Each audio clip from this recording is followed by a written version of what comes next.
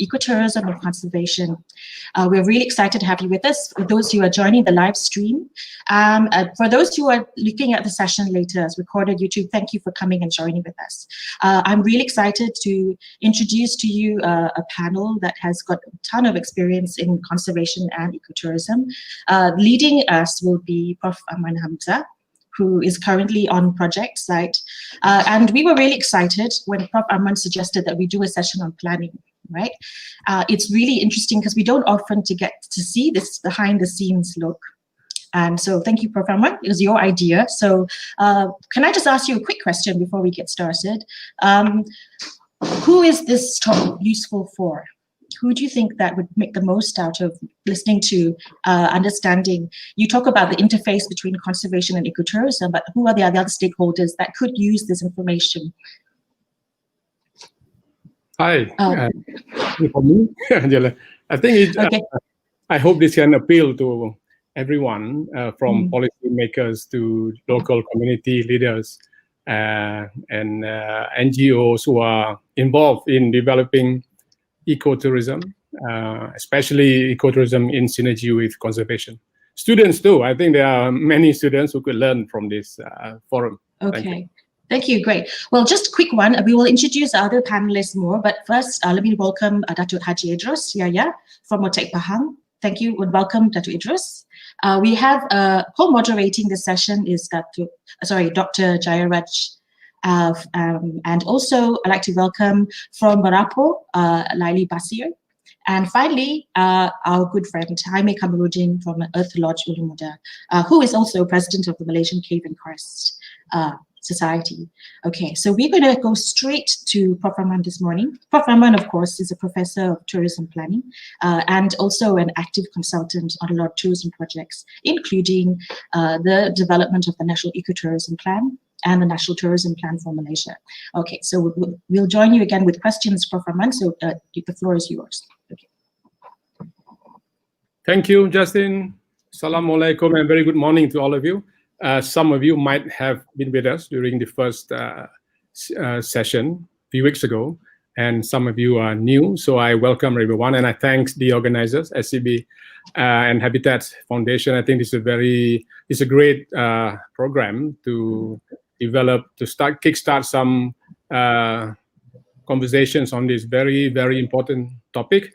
If you had been with us during the first forum, I was talking about the National Ecotourism Plan, especially the development of the micro clusters or ecotourism clusters, and I have shown how this was done in the context of the National Ecotourism Plan.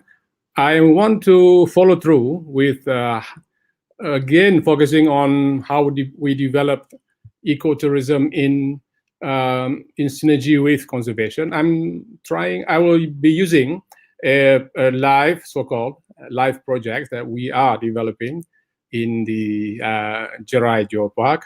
I'm sorry if I have not, applied for approval to use these materials, which belongs to the clients, the government agencies. But I think what I'm going to share with you is the methodology and the processes. So I'm not going to share the outcomes. I think I'm not breaking any law there. I think it's lessons to be learned rather than taking away all the recommendations that we are developing. So I must warn you, this is a work in progress. We are still developing our recommendations, which should be ready in, let's say, in the 2 months' time. So I'm talking about more of the process and how we have used this tool called Ecotones. So I am very thankful for Natasha for helping me managing the slides. So let me start by, I will be speaking in English, but I will be using the slides in Bahasa Malaysia. So for those of you who are not familiar with Jerai Geopark, it is not only Gunung Jerai. It is a whole geopark, which I will explain in terms of area. It was established as a national geopark on 22nd October 2017, almost 3 years now, or yes.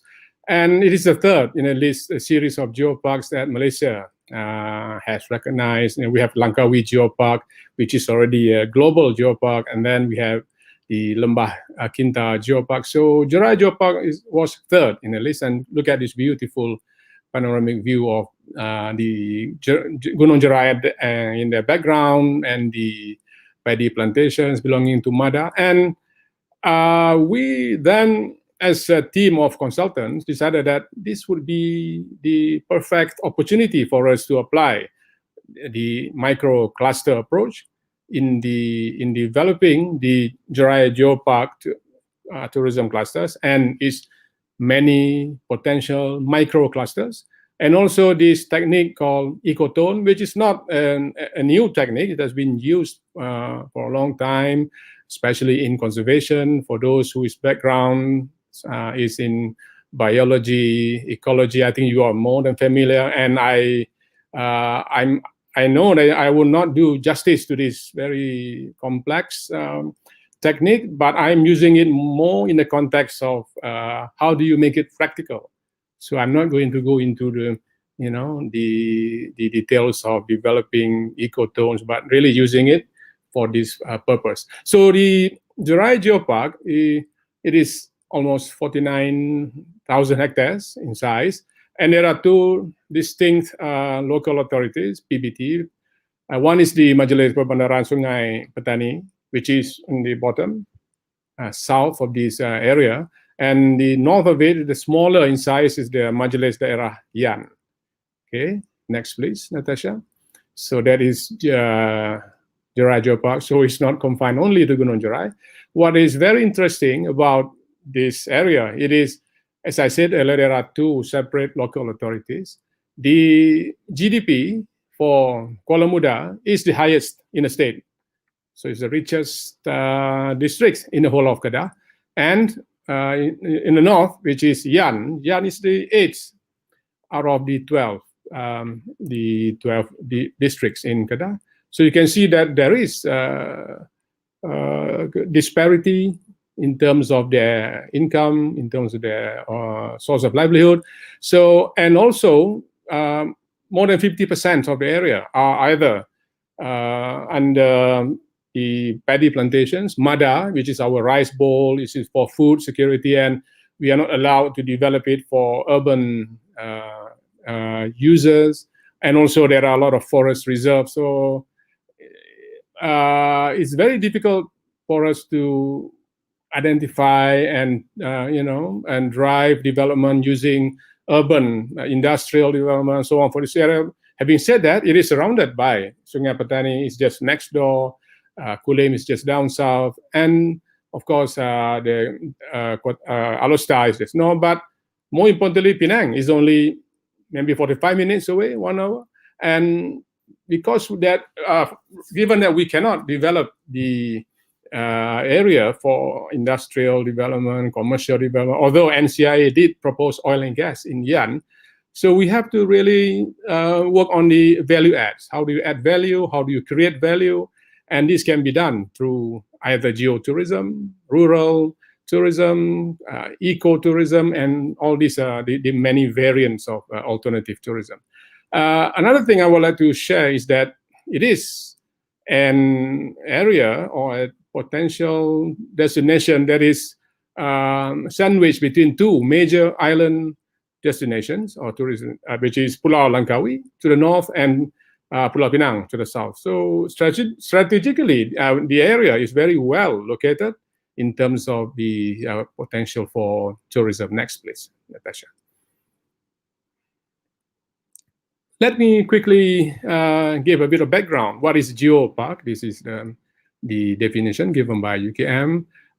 It is satu kawasan wilayah geografi yang bersifat integrated area, and which contains size and geological landscapes that are of international importance, and they are governed, in a holistic manner. So governance is very crucial here. I will pick it up later in my conclusion, so you can read this. And a geopark is normally comprises the economic development. It also includes the conservation, and it includes also local community participation. So you can read all those details in that. Next. Okay, so the beauty of Jerai Geopark is that it consists of 3 different cultural assets, which are the geological, and also the archaeological and the ecological. You can see the concept is on the left, and how we place it on the map. It shows that up north is mainly the geological resources, assets in terms of the and then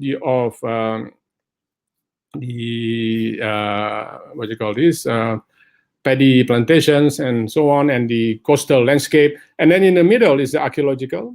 You have Lembah Bujang, you have Sungai Batu. These are very prominent archaeological sites in the country.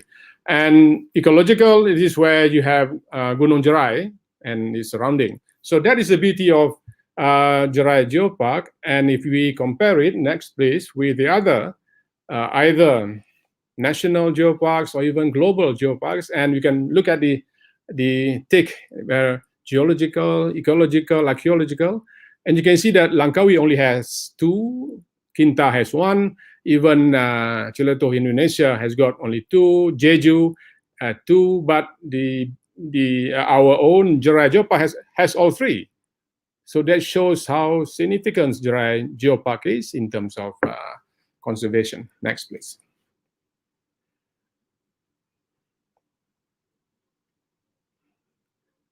Okay, this is how we capture the physical development of Jerai Geopark, and how it is the manifestation of the different cultural landscape and the seascape. As you can see, the darker colors are Gunung Jerai. We got also the mangroves, and then we have the coastal area.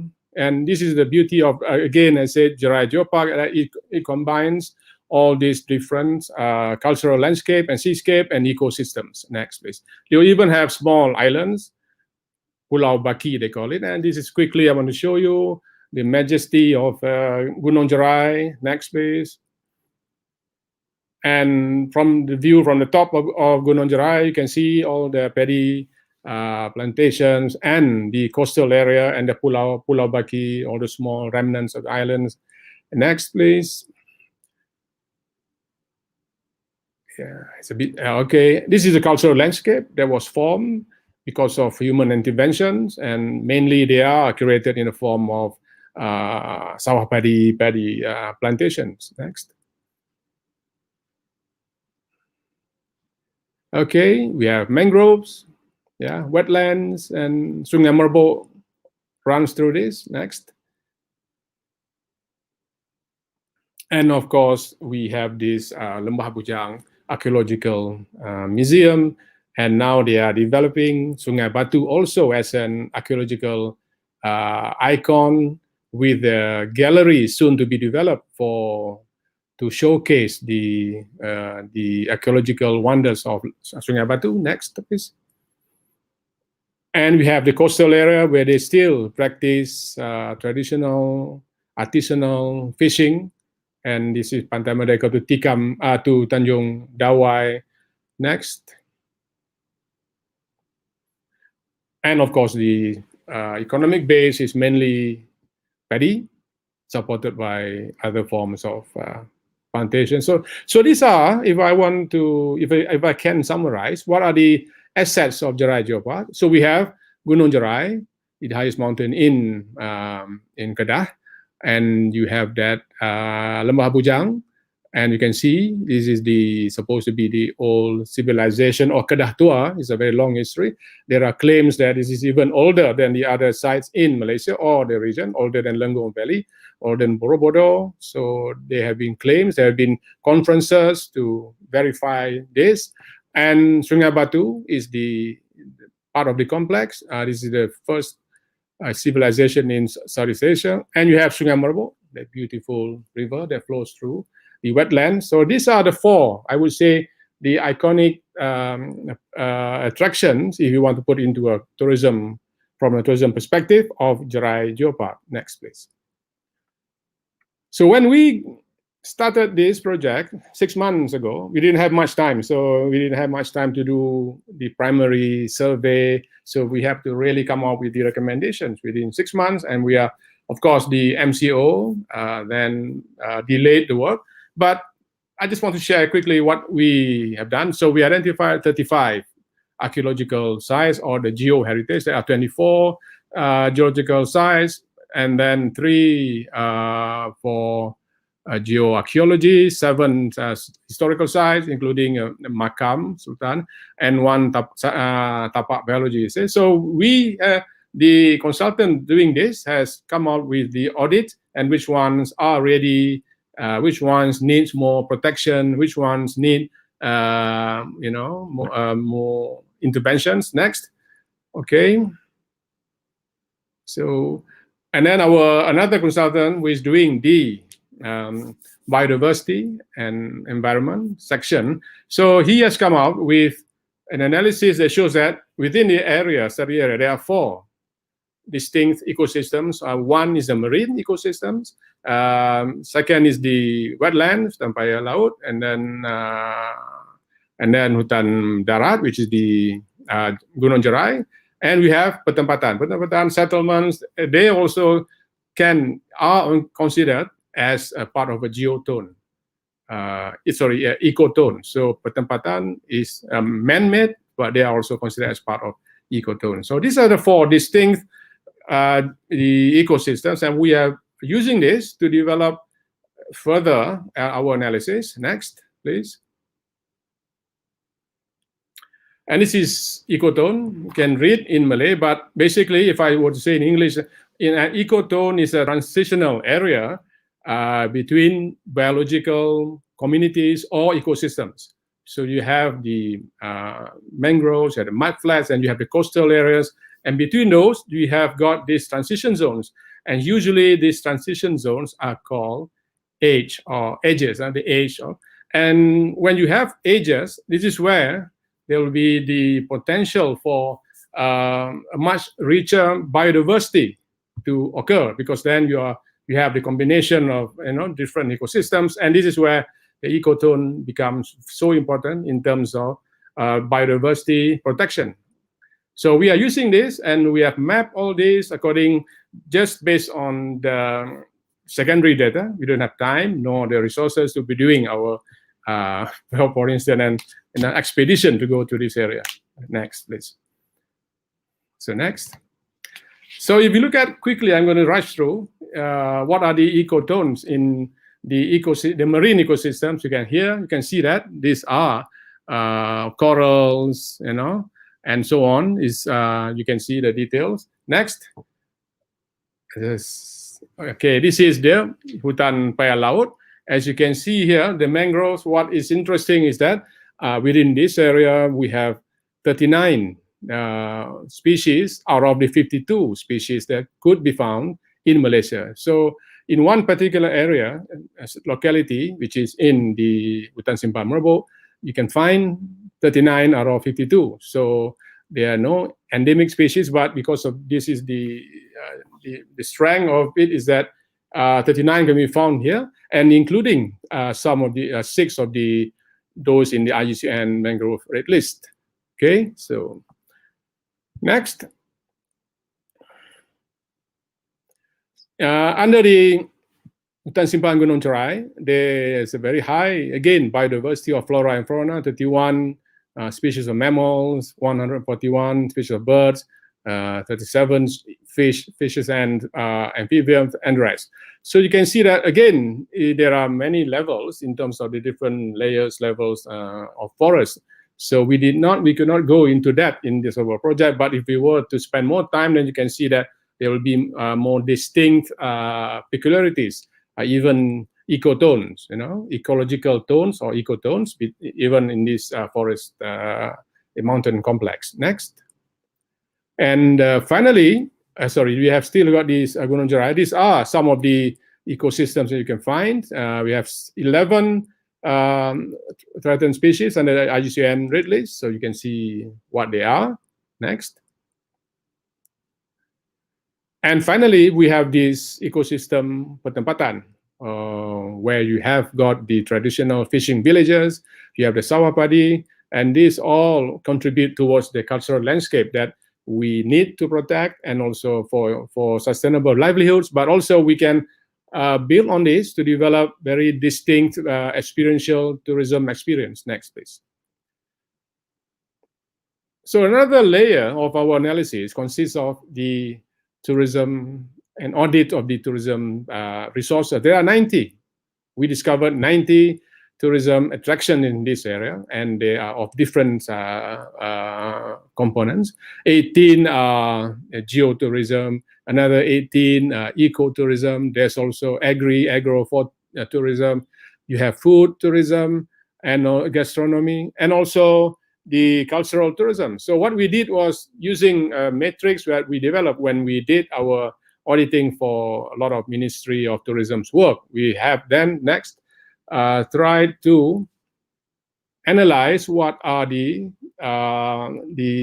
strengths and weaknesses of each. And so we have classified them into potentially primary attractions, secondary attractions, and also what is called augmented attractions with add value, rather.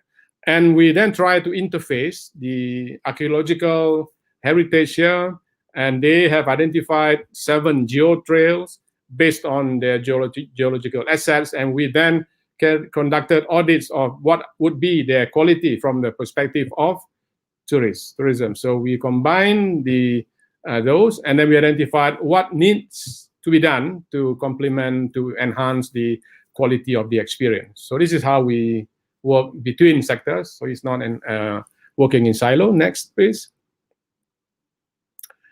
And this is, again, we cannot just do a study based on the supply. So we look at the demand, and we look at all the market segments that are going now before MCO, and who might come to this area. And we saw that along these tourist flows, our study area is very strategically located because it lies along the highway, easily accessible from Sungai Petani, 2 or 3 tolls, and 90% of the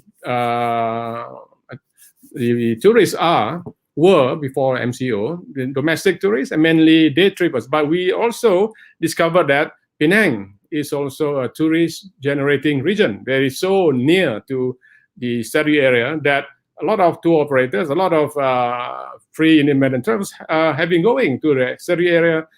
Around 5,000 tourists every weekend would go to the study area. Some would go cycling up Gunung Jerai, some would do cycling at the bottom, some for food. So instead of relying on Alor, which is the capital, Penang is the what we call the tourist generating region. So we have to really develop the marketing strategies by recognizing the role of Penang as a gateway rather than Alor as a gateway. So next, please. I want to highlight a comparison. This is next to the Seri area, which is Kampung Agong Penaga, very, very clear, very near to the Seberang Perai. It is Penang, Seberang Perai. And they have almost the same resources. We have Gunung Jerai at the background. You have the paddy plantations. You have and one very clever young entrepreneur here has developed what I would call tourism product that happens in a rural area. It is not rural tourism. That's another story for another talk maybe. But what he has developed is that to develop attractions that would be very popular with domestic tourists, and he has been able to monetize this by charging, 2 ringgit for the parking, 8 ringgit, 10 ringgit entrance, and these are all really opportunities for photo opportunities. I would not agree having a white piano there with the background of the plantation, but they make money. So if they are doing it and gaining from it, and local communities can sell some of their products in that area. But this shows that there's a lot that you can do to add value to rural tourism and then to generate income so that they don't have to develop oil and gas as an alternative in the master plan. So this is something that we can learn from. This is a benchmark, but you can do it better. Next, please. Okay. So let me quickly go through then how do we use all this information. So we apply the ecotone again as a technique for analysis. Again, what we are doing now is to show the cross section, and we are identifying first of all what are the ecotones, what is the status, what are under threats, because this is very crucial that we must recommend interventions to preserve ecosystems, biodiversity that have been depleted. They are depleting. So this is the first thing. We are not doing it for tourism first, but we are trying to protect, bring back some of the threatened or disturbed ecosystem based on this analysis. But we are also using it now to develop as a base for developing either ecotourism, rural tourism, agri-tourism, those that are using the natural resources as a base, but then we have to apply things like, how do you put in visitor management, how do you put in carrying capacity in the subsequent recommendations. Next, please. So if we take this further, our team has then shown that instead of having just 4, of course there are 4 different ecosystems, there are 19 very specific ecotones. So under, for example, marine, they have got laut, pulau, pantai, batu karang, and all those stuff. And if you combine this, and then we have a very rich biodiversity. Some are been threatened, but this is where we can use as a base for, again, as I said earlier, future interventions. Next, please. Okay, and now I just want to run through one slide that shows how we are doing it. So again, I'm just sharing the methodology. I'm not sharing the output. So by having this map, by having very comprehensive ecotone information, we populate, the term called populate the maps by, first of all, the first langkah, we divide the step into 4 ecotones, and then we identify what would be the potential ecotourism cluster, where would they be, based on the various ecosystems. And the third one, langkah 3 itu, we identify activities that tourists can carry out, of course, that are compatible with the principles of sustainable tourism. And we identified in the 4th stage is what will be the threats and the to the population, of the fauna, flora, and so on. And the 5th one is what would be the mitigation that we want to recommend, the interventions, so that we will preserve or bring back some of the damaged ecosystems.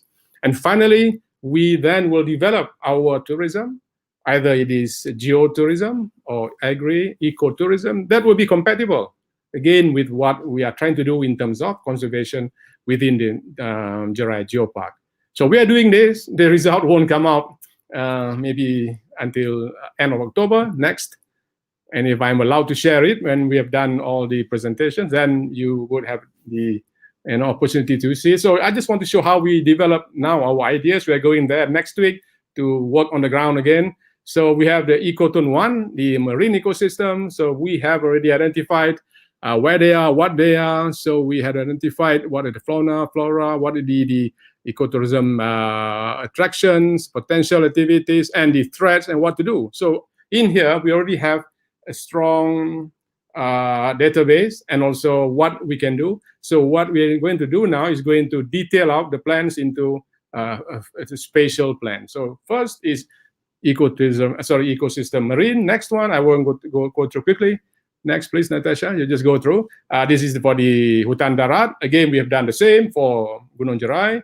Same things that we identified, populate them on the map. Next, please.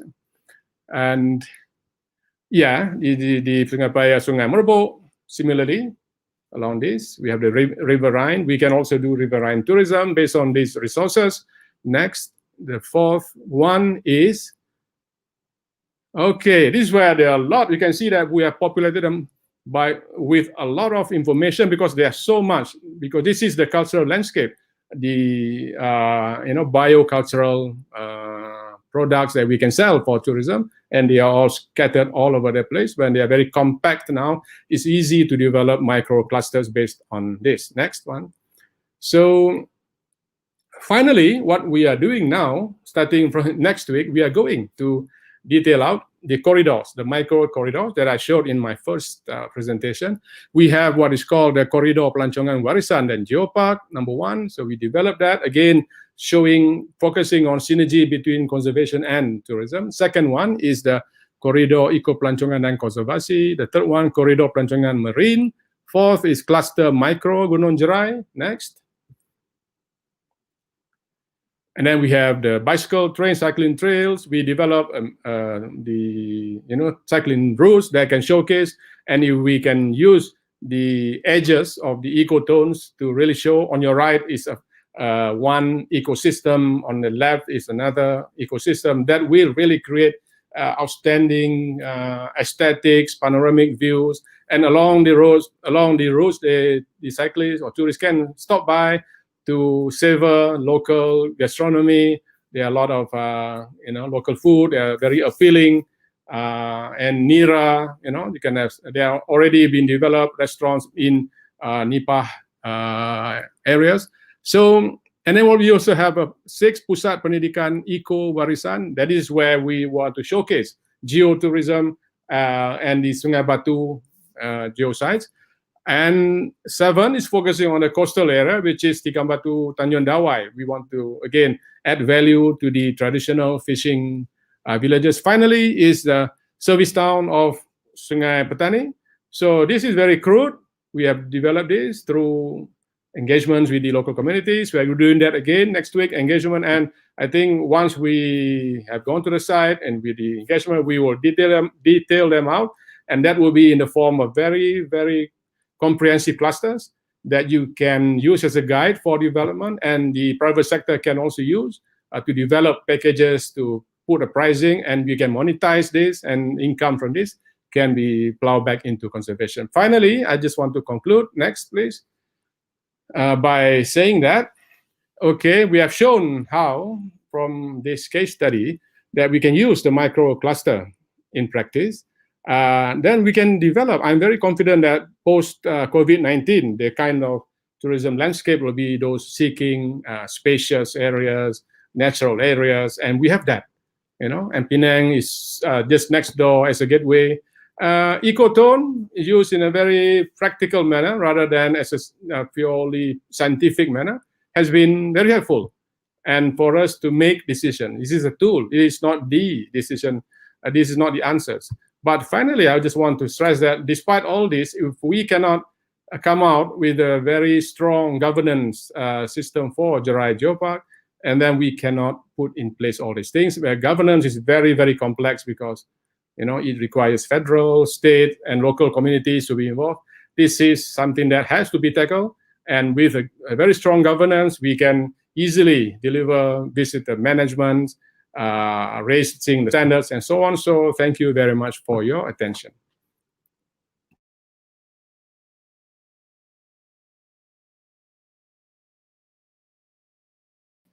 Thank you, Prof Amran. That was really comprehensive. I have so many questions, but we're going to have to hold them all because Dr. Idris is only with us for a short time. So I'm going to pass to Dr. Raj to introduce our next panelists.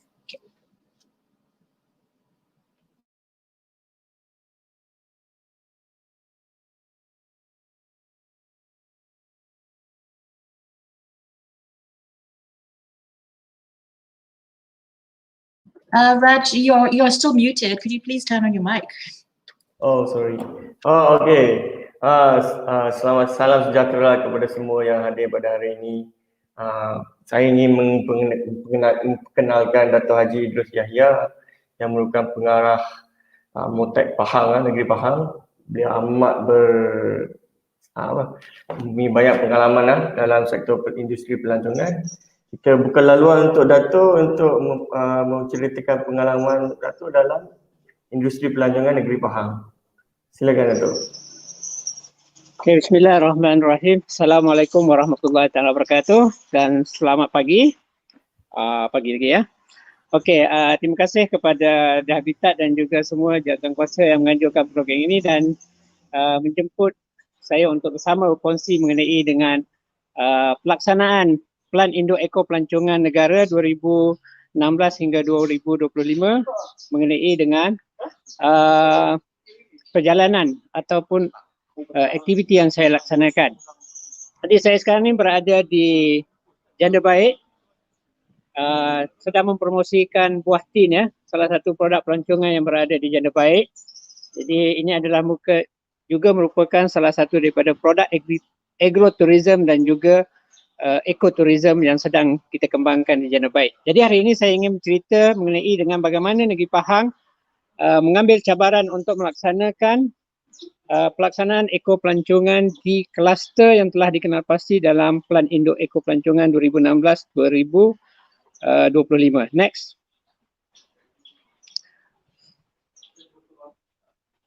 Okey, kalau kita lihat sini, kita ada 60 di seluruh Malaysia, cuma ada 6 di Negeri Pahang. Next.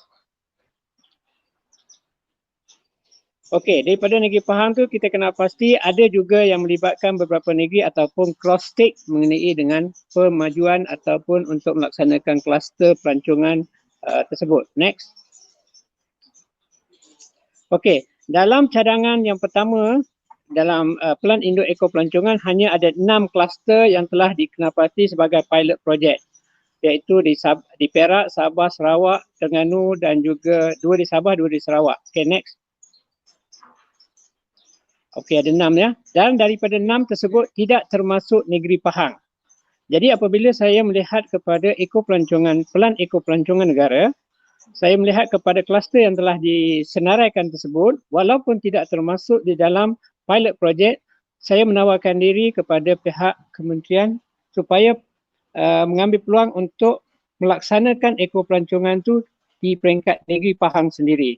Jadi saya meletakkan cabaran kepada diri saya sendiri untuk merealisasikan plan eko pelancongan tersebut di dalam kluster yang telah dikenalpasti. Jadi saya memilih kluster Lancang, Temerloh, Jerantuk, Taman Negara. Di mana Taman Negara adalah merupakan main produk dia dan kluster-kluster di sebelahnya ataupun di sepanjang itu adalah sebagai support. Okey, kalau kita lihat situ, itulah kluster yang kita pilih. Okey, next. Jadi ini adalah pentadbiran kami daripada Kuantan kepada produk-produk pelancongan di seluruh negara. Dulu kita lihat sebelum eko pelancongan, di Pahang banyak eko pelancongan. Tapi sebelum ni kita memasarkan ataupun membangunkan produk pelancongan berdasarkan kepada destinasi, bukan kepada kluster. Jadi pengawalan kita ataupun menguruskannya adalah agak sukar lah sebab kita mengurus secara satu persatu. Next. Jadi melalui kluster yang kita telah kenal pasti di dalam plan induk tersebut, kita lihat di dalam plan tersebut ialah nombor 1, nombor 2, 3 dan 4. Nombor 1 adalah Lancang. Kita kenal pasti apa produk yang berada di Lancang. Yang kedua di Temerloh, apa produk yang kita ada di Temerloh. Yang ketiga di Jerantuk, apa produk dan juga kemudahan-kemudahan yang telah berada di Jerantuk untuk menyokong industri pelancongan. Dan akhir sekali adalah kepada nombor 4 iaitu main destination kepada pelancong iaitu di Taman Negara itu sendirilah di Kuala Tahan ya, nombor 4. Next. Jadi berdasarkan kepada pemerhatian saya mengenai dengan produk-produk yang telah berada di dalam kluster eko pelancongan tersebut, kita mengenal pasti bahawa kita agihkan kepada beberapa produk. Yang pertama sekali mengikut destinasi kita, iaitu kita tengok di Lancang. Apa produk utama dia? Apa produk sokongan dia dan juga apa produk potensi yang kita boleh masukkan di dalam program tersebut. Begitu juga dengan destinasi Temerloh, Jerantuk dan Taman Negara. Kalau kita lihat kepada warna biru ataupun kita lihat kepada anak panah warna biru itu, pada mulanya dia menjadi sebagai produk sokongan sahaja. Tetapi dengan kita membangunkan kluster tersebut, kita telah dapat pindahkan daripada produk sokongan dia menjadi sebagai produk utama kepada industri pelancongan. Tetapi kalau dia tidak duduk dalam kluster, dia tidak dapat menjadi daya penarik. Dia akan duduk sebagai produk sokongan sepanjang masa lah. Dia tak dapat menarik pelancong secara bersendirian. Begitu juga dengan Temerloh, kita kena pasti apa dia produk sokongan dan juga potensi ya. Okay, next. Kalau kita lihat di Jerantuk, kita akan dapat lihat bagaimana produk-produk yang sebelum ini hanya sampingan telah menjadi produk utama melalui konsep ekopelancongan yang kita jalankan. Dan berdasarkan kluster pemasaran dan juga pembangunan kluster ni, kita dapat membawa produk-produk yang baru yang ada potensi ke tengah dengan lebih cepat berbanding dengan kita memasak atau menjualnya secara bersendirian. Ini adalah kebaikan yang kita lihat di dalam pelaksanaan kluster ekopelancongan yang kita telah laksanakan ya. Okay, next. Dan selain daripada itu, kita juga melihat kepada apa bukan sahaja produk tapi apa kemudahan-kemudahan yang ada dan yang diperlukan oleh kawasan ataupun ekopelancongan tersebut. Sebab berdasarkan kepada inilah kita nak merancang mengenai dengan menambah baik kemudahan, pembangunan dan juga apa saja yang dapat membantu menambah nilai kepada industri pelancongan ya. So kita kena pasti dan kita tengok apa tambahan yang perlu supaya kita dapat merancang pembangunan tersebut dengan cara lebih teratur dan ke arah memajukan kawasan-kawasan yang terlibat dengan kluster pelancongan tersebut. Okay, next. Sini adalah sebagai contoh ya, produk pelancongan yang telah saya nyatakan tadi. Saya akan run through saja mengenainya.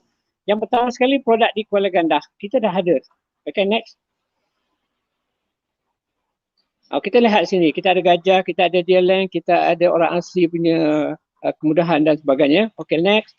Di Temuloh kita ada desa murni, kampung desa murni. Ada makanan tradisional dan pelbagai lagi kemudahan yang kita ada sana. Kita ada kampung stay, ada homestay. Next ya.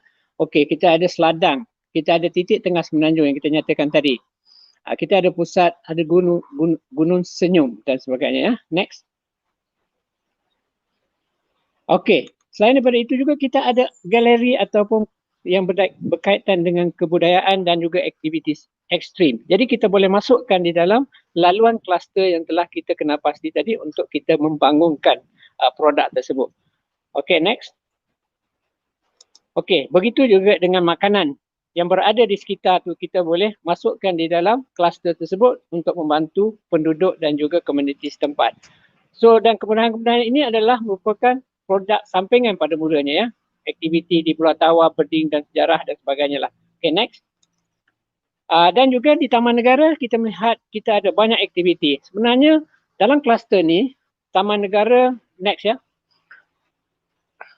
Okey, Taman Negara adalah sebenarnya sebagai destinasi kebanyakan pelancong. Ya, destinasi kebanyakan pelancong. Tetapi kita tidak mahu sekarang ni pelancong daripada Kuala Lumpur terus pergi ke Taman Negara. Sebab itu kita meletakkan kluster tadi, kita menyediakan perkhidmatan.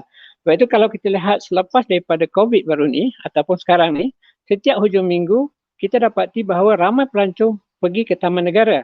Tetapi dalam masa yang sama, mereka singgah di kluster-kluster yang telah kita promotkan tadi. Jadi dengan tidak langsung, nikmat ataupun pulangan daripada industri pelancongan ini telah dapat dirasai oleh kebanyakan produk-produk kecil yang berada di laluan kluster yang telah kita bangunkan daripada Lancang, Temeloh, Jerantuk dan Taman Negara. Next. Okey, ini kita tengok kemudahan ya. So kemudahan kita dah ada, penginapan kita ada, pengangkutan kita dah ada, aktiviti kita dah ada. Okay, next. Dari segi signage, kemudahan tu semua kita dah ada sebenarnya. Jadi kita just combine saja untuk memajukan kluster tersebut. Next. Begitu juga dengan penginapan. Dan kita juga mengenal pasti acara-acara yang boleh menyokong kluster tersebut. Selain daripada acara yang berada di Taman Negara itu sendiri, kita banyak wujudkan aktiviti ataupun acara sampingan di laluan-laluan kluster tersebut. Dengan ini kita dapat membangunkan. Kalau kita lihat sekarang ni, Paya Kansa adalah merupakan satu kawasan kampung tradisional. Tetapi bila kita buat event kat situ, kita combinekan dengan program di dalam kluster Taman Negara tersebut, dia mendapat sambutan yang sungguh menggalakkan dan sekarang ni adalah merupakan salah satu destinasi memerhati burung selain daripada Taman Negara, Bukit Fraser dan sebagainya. Terima kasih kepada Laili ya. Gambar atas tu adalah gambar ihsan daripada Laili Basir ya. Gambar pondok-pondok tersebut. Okey. Ini adalah daripada di Taman Negara itu sendiri. Mula kita buat dulu burung ataupun Taman Negara bird count ni di Taman Negara. Kita kembangkan kepada kluster seperti di Pulau Tawar, di Ceka, di Jerantuk sendiri. Jadi ini adalah merupakan dampak kepada kluster taman negara. Okey, selain daripada acara pembangunan dan juga kemudahan yang dah ada, kita tidak melupakan dalam ekopelancongan kita ada community based ecotourism. Jadi kita bangunkan di sini adalah kemudahan penginapan yang diuruskan sendiri ataupun dibuat oleh komuniti kaum batik yang berada di Taman Negara. Jadi kita bantu mereka dengan agensi klien untuk mereka menyediakan penginapan dan mereka boleh sewa kepada pelancong. Jadi kita bangunkan komuniti setempat itu supaya mereka menikmati pulangan daripada pelancongan itu dan bukan sebagai pemerhati saja. Kalau dulu mereka tidak terlibat secara langsung, sekarang mereka yang buat apa yang mereka fikirkan tersebut. Semua bagi pihak kerajaan kita melihat kepada dari segi keselamatan, higien dan sebagainya. Kita bantu dari segi situ ya. So kalau kita lihat sekarang ni dah mula pelancong asing masuk ke tempat-tempat mereka ni. Jadi pendapatan kepada mereka daripada industri pelancongan ni telah pun mula bertambah. Begitu juga kalau kita lihat dari segi aktiviti-aktiviti yang berkaitan dengan rock climbing dan sebagainya. Kita lihat gambar semua tu adalah merupakan local community, belia-belia setempat yang kita bangunkan untuk mengambil peluang dalam industri pelancongan berasaskan eco dan juga adventure tourism di dalam kluster yang saya sebutkan tadi. Jadi apa pelan tindakan yang kita buat? Okay, next. So kita melibatkan pelan ni kita tak boleh majukan secara bersendiri oleh pelancongan. Kita kena melibatkan oleh pihak politik dan juga pihak pentadbir sendirilah. Dan juga yang lebih penting adalah kepada penduduk dan juga agensi-agensi kerajaan yang berada di dalam kluster tersebut. Kita dapat gabungkan semua ni, barulah kita boleh memajukan. Jadi berkait Negeri Pahang, kita telah mewujudkan satu jawatankuasa yang dipengerusikan sendiri oleh Exco Kerajaan Negeri Pahang, Datuk Seri Syakar Safruddin, untuk mengetuai bagaimana kita membangunkan tersebut. Dan kita melibatkan pegawai daerah ataupun agensi-agensi yang terdapat di dalam kluster tersebut. Bagi kluster Lancang Taman Negara, Temerloh, Jerantuk dan Taman Negara, dia melibatkan dua daerah, iaitu daerah Temerloh dan juga daerah Jerantuk. Jadi kita gabungkan mereka ni bukan memasarkan mengikut daerah masing-masing, tetapi secara kluster. Ini adalah keunikan yang kita telah laksanakan di dalam kluster ni, dalam usaha kita memajukan kluster yang saya sebutkan tadi. Okay, next. Jadi begitu juga apabila kita telah mengenal pasti produk ini, kita memajukan apa pembangunan yang kita nak buat. Kita menggunakan konsep kluster dan juga pelan induk. Jadi alhamdulillah apabila kita memohon bajet dengan kerajaan persekutuan, mereka melihat konsep ini. Jadi kita dah dapat beberapa projek yang kita perkenalkan ataupun kita mohon melalui kluster-kluster tersebut. Kalau kita lihat sini, kita ada pembinaan kanopi di Jerantuk, di Taman Negara. Kita ada pembinaan menara pandang di Jerantuk. Dan juga kita melihat juga di sekitar lain lah seperti Via Parata, Hulu Ceka dan sebagainya. Selain daripada projek pembangunan, kita tidak melupakan, next. Kita tidak lupa kepada memperkasakan NGO setempat, iaitu seperti Persatuan Pemandu Pelancong, Bird Group of Taman Negara, Persatuan Bot Taman Negara, Persatuan Pelancong Hulu Ceka, Persatuan Pelancong Taman Negara. Jadi sehingga kita mendidik mereka, next, mereka mendapat anugerah sijil ASEAN Standard CBT, iaitu Bird Group of Taman Negara yang diiktiraf di peringkat ASEAN. Bagaimana mereka memajukan community based ecotourism di kluster Taman Negara tersebut. Dan kita dah dapat membangunkan 5 orang asal, iaitu daripada kaum batik sebagai tourist guide berlesen. Walaupun mereka tidak ada pendidikan, tapi kita bangunkan mereka. Dan semasa COVID, mereka juga ataupun NGO ini jugalah yang memberi sokongan dan juga membantu kita untuk mengagihkan bantuan semasa COVID berlangsung dulu. Okay, next. Okay, kalau kita lihat dari semua manusia, kita membangunkan 52 dia perasaan kampung Paya Gunung Jerai supaya aktiviti rock climbing itu disertai oleh belia-belia setempat, bukan mereka sebagai pemerhati saja. Dari segi memandu pelancong orang kita tadi pun saya dah sebut, program pemutihan. Kita buat keseluruhan pemutihan supaya dalam kluster ini, tourist guide yang ada adalah berdaftar dan dilesenkan mengikut akta yang telah ditetapkan oleh kerajaan. So ini adalah usaha yang kita jalankan. Dan kita juga membuat usaha kesedaran kepada belia-belia mengenai dengan peranan pelancongan dan ketidakterlibatan mereka di dalam gejala-gejala yang tidak baik. Dan sekarang kita telah mengembangkan lagi kursus pemandu pelancong ini kepada kawasan-kawasan yang akan menerima faedah daripada kluster ini, seperti kampung-kampung sekitar Taman Negara ataupun di kawasan lebih hulu daripada Kuala Tahan ataupun di kawasan Ulu Ceka, Kampung Pagi dan sebagainya lah. Dan juga kita melihat tambahkan lagi kursus kepada mereka seperti kursus penyelamat di hutan, di air dan sebagainya untuk memastikan bahawa kualiti tourist guide dan juga pengendali industri pelancongan di dalam kluster tersebut mempunyai kemahiran yang sepatutnya. Okay, next.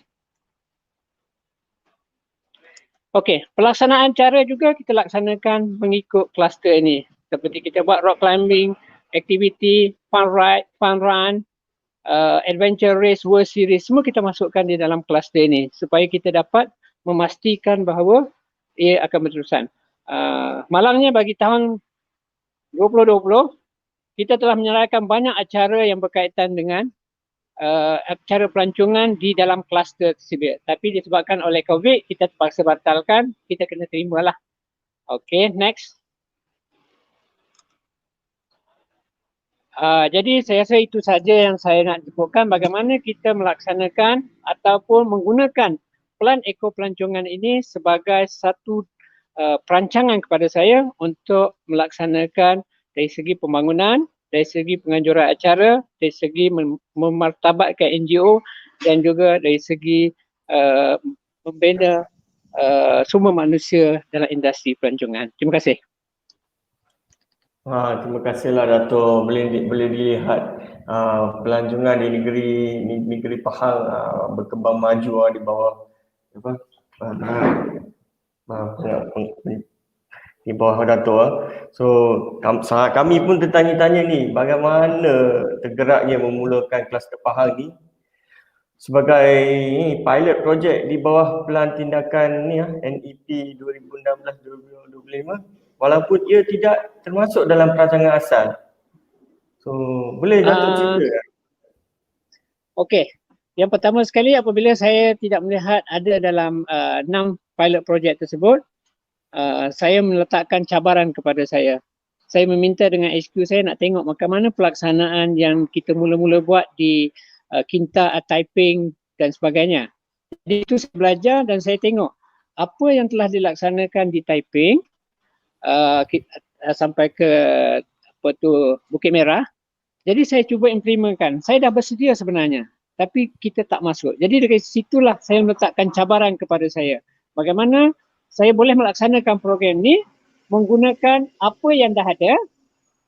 Kita buat satu kombinasi yang bagus di antara beberapa agensi, so kita dapat sokongan daripada NGO, insyaAllah kita dapat memajukan produk ni. Jadi Alhamdulillah sekarang saya dah ada kluster tersebut. Terima kasih.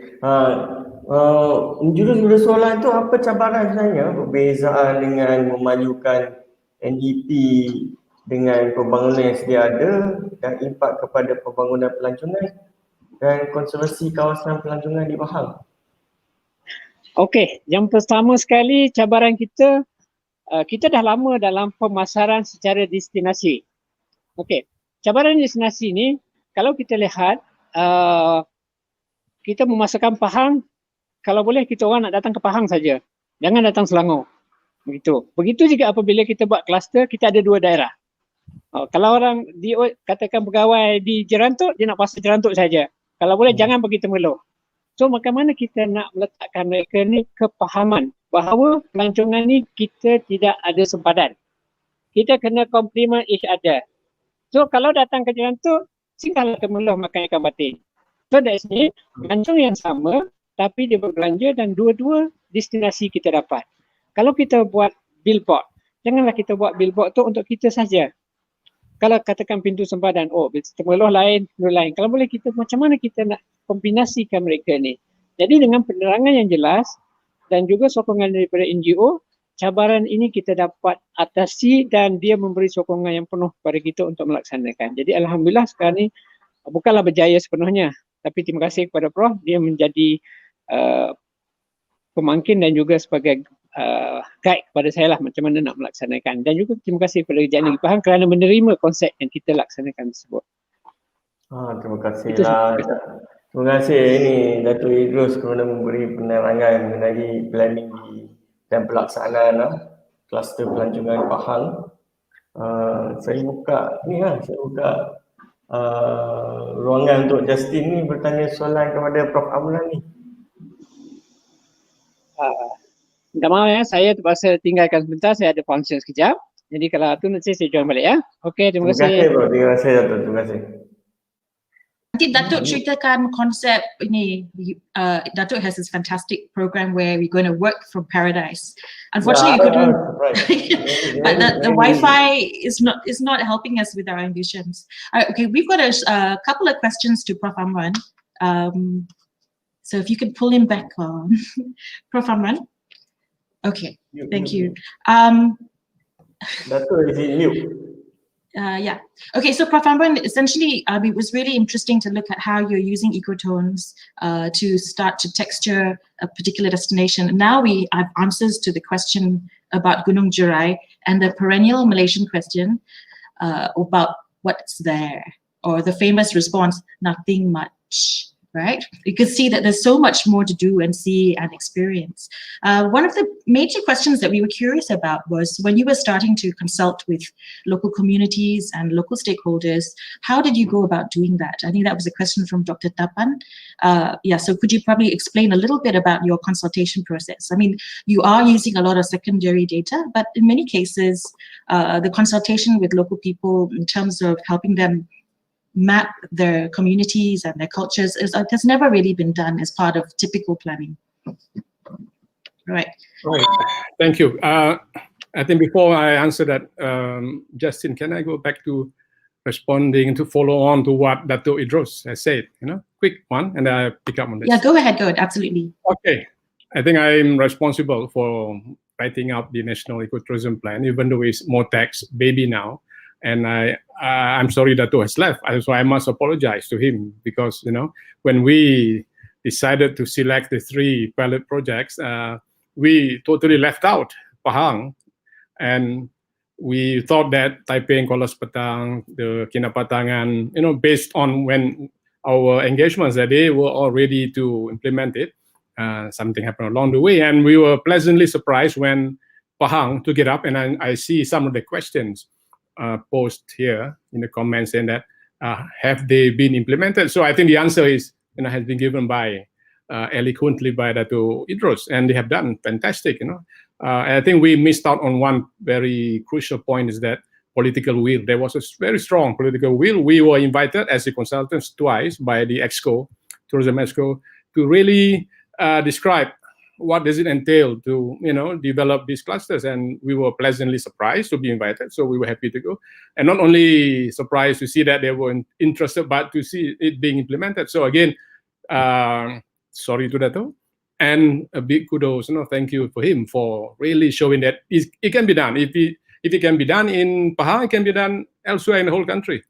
Okay, so that's the answer already, monkey on my back. So the next question is, so when we started the Gunung Jerai Geopark project, we went through all the previous capacity building programs that had been implemented by so many agencies. If you have NCIA, you have even the Koperasi, and we then pick up, where were the community-based organizations, and were they consulted, were they trained, and we targeted them. We see that some of them had gone through lots of training 5 years ago, but they were, for example, 20 of them under one Koperasi, and now there are only 4 or 5. So we targeted, we have one guy in the team, and we approach each and every one of those small organizations that have been trained.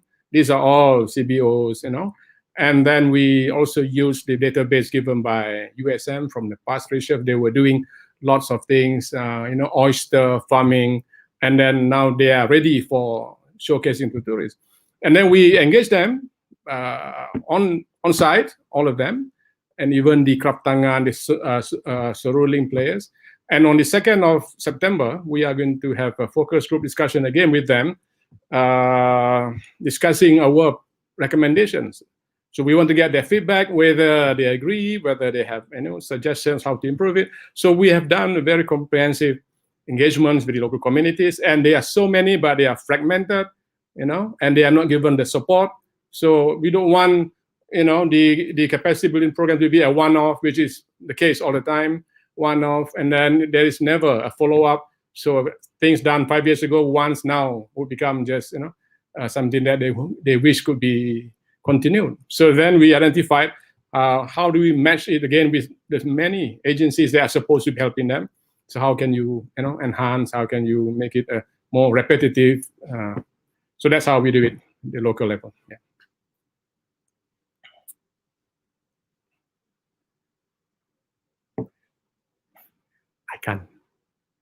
I can't hear you. Yes. Sorry, try again. Okay, there are lots of questions which actually are in the chat, which are useful for all of the panelists. So if you will bear with us, we're going to move towards Laili now and Jaime quickly, so that they can give you the perspectives from their experiences. So we're just going to, Raj, would you mind introducing Laili? And then we'll come back to a lot of the questions.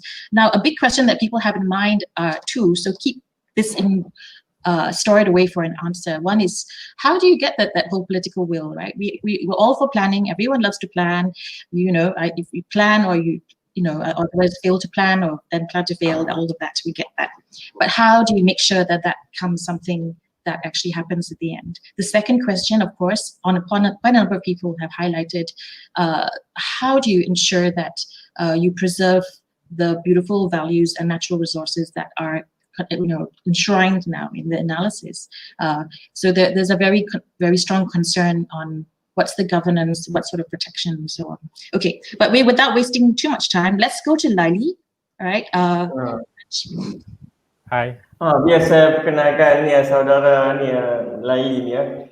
Nama sebenarnya Encik Laili ni sebenarnya Muhammad Laili bin Basir.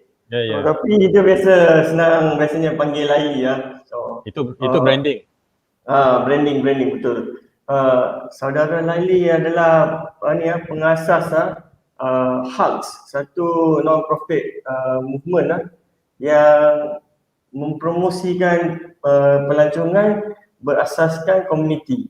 So projek-projek beliau di Merapoh memanglah terkenal lah, kita semua kenal saudara Laili daripada di Merapoh sebenarnya. So kita biarkan kita buka ruang untuk saudara Laili untuk menceritakan pengalaman beliau di Merapoh. Alright.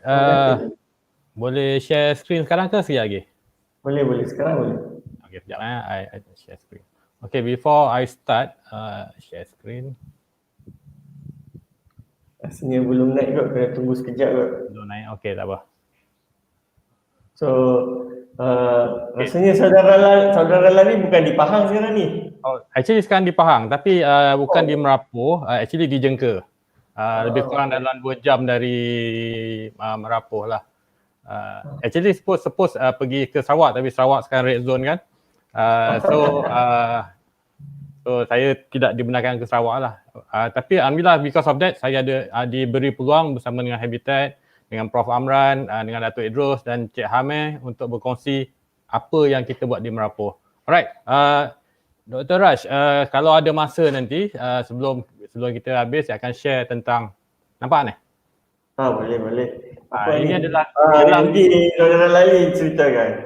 Ini gelang 3,000 tahun, ini tulang manusia 2,000 tahun lebih, dan this one is 50,000 years. InsyaAllah saya akan share lah the whole area. Saudara Laili dah share slide. Alamak, macam mana? Share screen sekejap Entire screen Yes. Alright.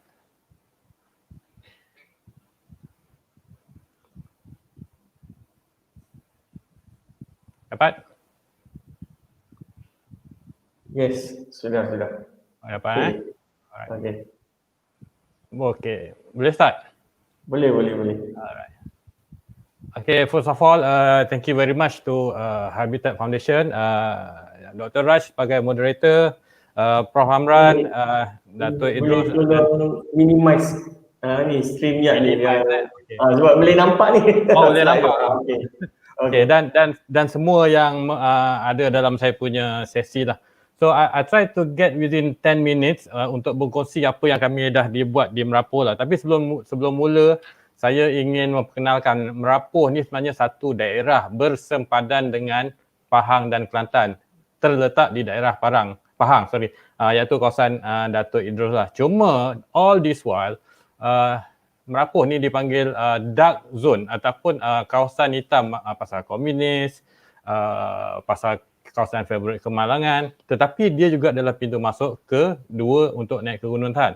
So kita tengok ada sesuatu masalah di Merapoh yang kita masuk pada 2012 sebenarnya, iaitu masalah dengan kelang simen, pembalakan. Clue dia actually sebenarnya semua orang berpeluang untuk mempertahankan alam ini tanpa mengira sesiapa sajalah. Okey, yang tak pernah sampai ke Merapoh actually very simple sebenarnya.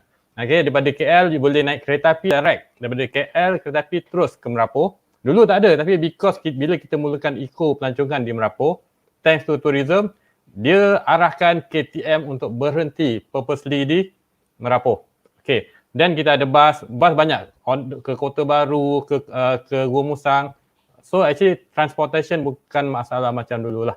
Okey. So cerita pasal Merapoh, actually saya datang Merapoh by 2012 selepas dijemput orang kampung lah. Daily kampung aku nak kena letup pasal kelang simen. First, saya buat tak tahu. Second, buat tak tahu. The third time the same person saying me, Daily tak tahulah macam mana kampung aku. Then saya datang ke Merapoh. Then actually on the February 2012, the first expedition saya yang pertama, dan saya kena minta maaf dengan orang yang jemput saya kerana lewat. Okay. So bagi saya masa lebih kurang dalam 10 minit, saya cuba berkongsi apa yang kami buat di Merapoh. Okay. Okay, ini adalah salah satu gua. Okay, saya nak highlightkan, saya kurang fakta compare dengan Prof Amran dengan Datuk tadi. Saya akan lebih pada share pada gambar lah. Okay, ini adalah salah satu gua yang kita explore, nama dia Gua Sisit Naga. Tapi itu bukan point saya. Okay, daripada 2012 sehingga tahun lepas, kita dah explore 149 buah gua. 149 buah gua. Daripada jangkaan asal kita kemungkinan besar dalam 450 gua. Okey, daripada 149 gua ni kita hanya buka 12 buah gua. Kita ada sebab kita kenapa kita tak buka semua. Kenapa 12 saja? So untuk memudahkan kita punya pengurusan, pergerakan, daripada 12 buah gua ni kita kategorikan kepada 3. Okey, saya akan detailkan lagi untuk dalam sesi slide seterusnya lah. Okey. Bila sebut Merapoh, actually this is the paradise for wildlife, flora and fauna. So those capitalists, pelombong, pembalap melihat Merapoh sebagai satu lombong. Satu tempat lubuk emas. Sebagai satu lubuk untuk dimanipulate. So sebab itulah kita masuk. Supaya pembangunan dan konservasi dibalancekan. Dan kita hendak sebenarnya, oleh kerana Merapoh border dia adalah taman negara, kita minta one day Merapoh boleh digazetkan sebagai mungkin taman negeri ataupun the latest geopark di Malaysia. Okey, gambar yang anda lihat ni adalah hidden garden. Okey, yang ni memang kita tak buka. Jadi dalam hidden garden ni adalah satu taman yang kita tak sengaja jumpa pada 2014. Okey, gua ini adalah taman ini terletak dalam gua dan di dalam gua ni ada 11 lagi lubang gua. So tidak ada kesan langsung. Tapi InsyaAllah dalam sebelum hujung bulan ni kita akan buat, hujung bulan tahun ni kita akan buat satu ekspedisi arkeologi dengan Jabatan Warisan. Okey, yang saya sebut tadi, kapitalis melihat Merapoh sebagai lubuk duit. Di sinilah saya sampailah, iaitu kenapa pasal ada ancaman kelang simen. Kita melihat Bukit Batu Kapur sebagai heritage, sebagai warisan untuk diwarisi. Tapi mereka melihat hanya adalah untuk duit. Okey, oleh kerana orang kampung sebenarnya sangat sayang tempat mereka dan mereka tak tahu macam mana nak buat. So 2012 kami bergabung lah. Bukan saya actually, kita bergabung dengan orang kampung untuk sama-sama mempertahankan tanah tumpah darah mereka. Cuma selama ini kita dimomokkan bahawa engkau orang kampung, engkau diam tak boleh buat apa. Engkau tak ada jawatan politik, engkau diam tak boleh buat apa. No. Itu dulu. Sekarang ni kalau kata tak betul, just suarakan. Tetapi mesti dengan fakta. Bukan setakat omong kosong. Okey. Selain pada pembalak, batu kapur, Merapu juga diancam oleh pembalakan. Okey, kayu-kayu bergrade tinggi dan juga lombong emas. So di sinilah bermulanya fungsi kami masuk. Supaya semuanya dapat dibenteras ataupun diseimbangkan. Okey. Terlampau banyak actually. Saya akan share nanti tentang kemusnahan yang akan berlaku. Flora, fauna, dari segi geologinya. Okey, yang anda lihat ni actually adalah the smallest Rafflesia family in the world. Okey. Bunga Rafflesia biasa kita tengok besar, tapi ini adalah yang terkecil. Yang ni namanya Rhizanthus infanticida. Okey, kalau di tempat lain biasanya you kena trekking dalam 5-6 jam, 3 jam. Tapi di Merapu, you trekking less than 5 minutes you dah jumpa. So sangat sayang kalau tempat-tempat yang indah ni jahanam. Okey. Okey, saya sebut tadi, kita tidak perlu tunggu pangkat, tidak perlu tunggu apa untuk jadi pejuang tempat kita sendiri. So di Merapu kita nasib baik kerana segala perjuangan mereka adalah secara bersama, okey. So kita punya pergerakan adalah daripada bottom to top. Okey, bottom to top bermaksud benda ni adalah inisiatif orang kampung sendiri. Bukan kerana politik, bukan kerana sesiapa, tapi kerana mereka sayangkan tempat mereka. So awareness penduduk tempatan sangat penting. Alhamdulillah, benda ini berlaku di Merapu. Actually salute pada orang Merapu. Kalau tidak kerana kesungguhan mereka, mungkin tempat mereka sekarang dah jadi debu. Kita boleh lihat bila kita ada program, mereka akan support. Walaupun mereka tahu harapan kadang tak ada, tapi mereka akan support. Okey, tidak pernah patah semangat. Okey. Ini mungkin saudara-saudari kenal siapa dia. Okay, approach Merapu very easy. Kita from bottom to top bermaksud daripada rakyat Marahin yang tidak ada apa-apa ke pihak atasan, dan dari kita pastikan awareness, kesedaran itu juga berlaku daripada top to bottom. Kalau daripada bottom to top saja, mungkin benda ni tidak ada kesan. Tapi bila bottom to top dan top to bottom, yang pembuat keputusan, pembuat polisi faham apa yang berlaku, kesan dia, InsyaAllah benda ni akan berlaku juga di tempat lain. So macam bola pelambangan ke mana tempat ada masalah, saya cadangkan gunalah approach yang kami buat di Merapu, bottom to top dan top to bottom. Jangan takut, buat saja. Okay? Ini alhamdulillah masa ni sekarang agung kita telah menjelajah satu gua nama dia Gua Hari Malaysia, dan tuanku selepas saja datang, tuanku dah arahkan untuk pembalakan dihentikan serta-merta lah. Right. Okay, ini adalah antara bukit-bukit batu kapur yang di Merapu. So saya akan kongsikan apa dia gua-gua di Merapu dalam 3 kategori. Okay, yang ni anda lihat ni nama dia gua kompleks gua panjang. Kompleks gua panjang. Salah satu kita punya indikator untuk meletakkan Merapu dalam the next geopark di Malaysia. So kita bermula daripada bongkah batu kapur ini. Okay. 3 gua yang saya sebutkan tadi. Yang pertama adalah dalam bahasa orang putihnya, Inggerisnya adalah showcase cave, ataupun dalam bahasa Melayu adalah gua pembelajaran. Ini dalam gua tak bintang. So gua ni actually semua pelancong boleh masuk, semua pengunjung boleh masuk, sangat simple. Tidak ada hardcore. Okay. Actually asalkan anda boleh berjalan kaki umur 2 tahun pun boleh masuk. Sangat selamat. Dekat sini selalunya guide kita akan bawa lah untuk tunjuk keindahan gua di segi fosil, di segi dia punya formasi dan macam mana gua-gua ini terjadi. Bagusnya di Merapu ni, alhamdulillah kita boleh buktikan. Tempat lain kadang kita susah nak buktikan yang Merapu ni wujud 350 ke 230 juta tahun. Di Merapu, kita punya guide boleh tunjukkan bukti fizikal, bukan omong kosong. Dia boleh tunjukkan fosil yang hidup pada era tersebut. Ini gua yang salah satu gua lah, gua tak bintang. Juga gua pembelajaran. Okey. Ini gua nama dia gua hantu menari. Actually tak ada hantu. Yang saya nak highlightkan adalah gua ni adalah sangat-sangat senang. Gua air dan gua ni adalah laluan dalam kita punya trail running semasa TMMT. Okey, kategori seterusnya kita buat adalah gua dipanggil ecology cave ataupun gua kajian ekologi. Yang ini ada yang kita buka kepada awam dan ada yang kita tidak buka kepada awam. Okey, yang anda lihat ni namanya gua 1000 cerita. Okey, kita tengok rock art ataupun lukisan, itu bukan lukisan orang kampung, itu actually lukisan prasejarah. Masih lagi dalam kajian, ada yang kata 1000 tahun, ada yang kata 500 tahun, so masih lagi dalam kajian. Okey. Ada juga gua kajian yang kita tidak buka. Contohnya di sini kita jumpa fosil yang berusia sebenarnya masih 30,000 tahun, 50,000 tahun, dan ada satu fosil tu sebenarnya berusia sangat lama. Yang tu kita tak boleh declare lagi lah pasal masih lagi dalam makmal lah sebenarnya. So kita nak pastikan sama ada dia 600,000 tahun ataupun 1.2 juta tahun. So inilah gua dia, tapi tidak boleh masuk lah. Okey, gua seterusnya adalah gua lasak sederhana. Okey, ataupun dalam bahasa orang putihnya adventure cave. So kita ada buat moderate dan satu lagi yang ekstrim lah. So yang ni moderate. Moderate bermaksud memang kena memanjat sikit tapi semua masih boleh masuk. Okey. Ini pun kami consider moderate adventure. Okey, ini maksudnya kita bertubing di dalam gua. Orang tubing kat sungai, kita tubing dalam gua. Okey, tak dalam 60 meter je dalam. Okey, dia punya. So anda akan tube ataupun berakit di dalam gua yang gelap gelita. Okey, satu pengalaman yang susah nak explain lah. Okey, tapi kena buat lah. Okey, yang ni juga ni on the way ke gua Teluk Gunung. Okey, anda kena memanjat pakai tali, juga consider gua lasak ekstrim. Okey, dia dry cave tapi memang memerlukan teknikal lah. Okey, ini adalah antara yang gua paling popular, nama dia Gua Hari Malaysia. Yang ni memang kita jumpa pada 16 September 2012, sepanjang 1 kilometer. Totally gua sungai, gua ni ada 5 air terjun, anda kena menerap, merangkak, memanjat, okey, segala jenis.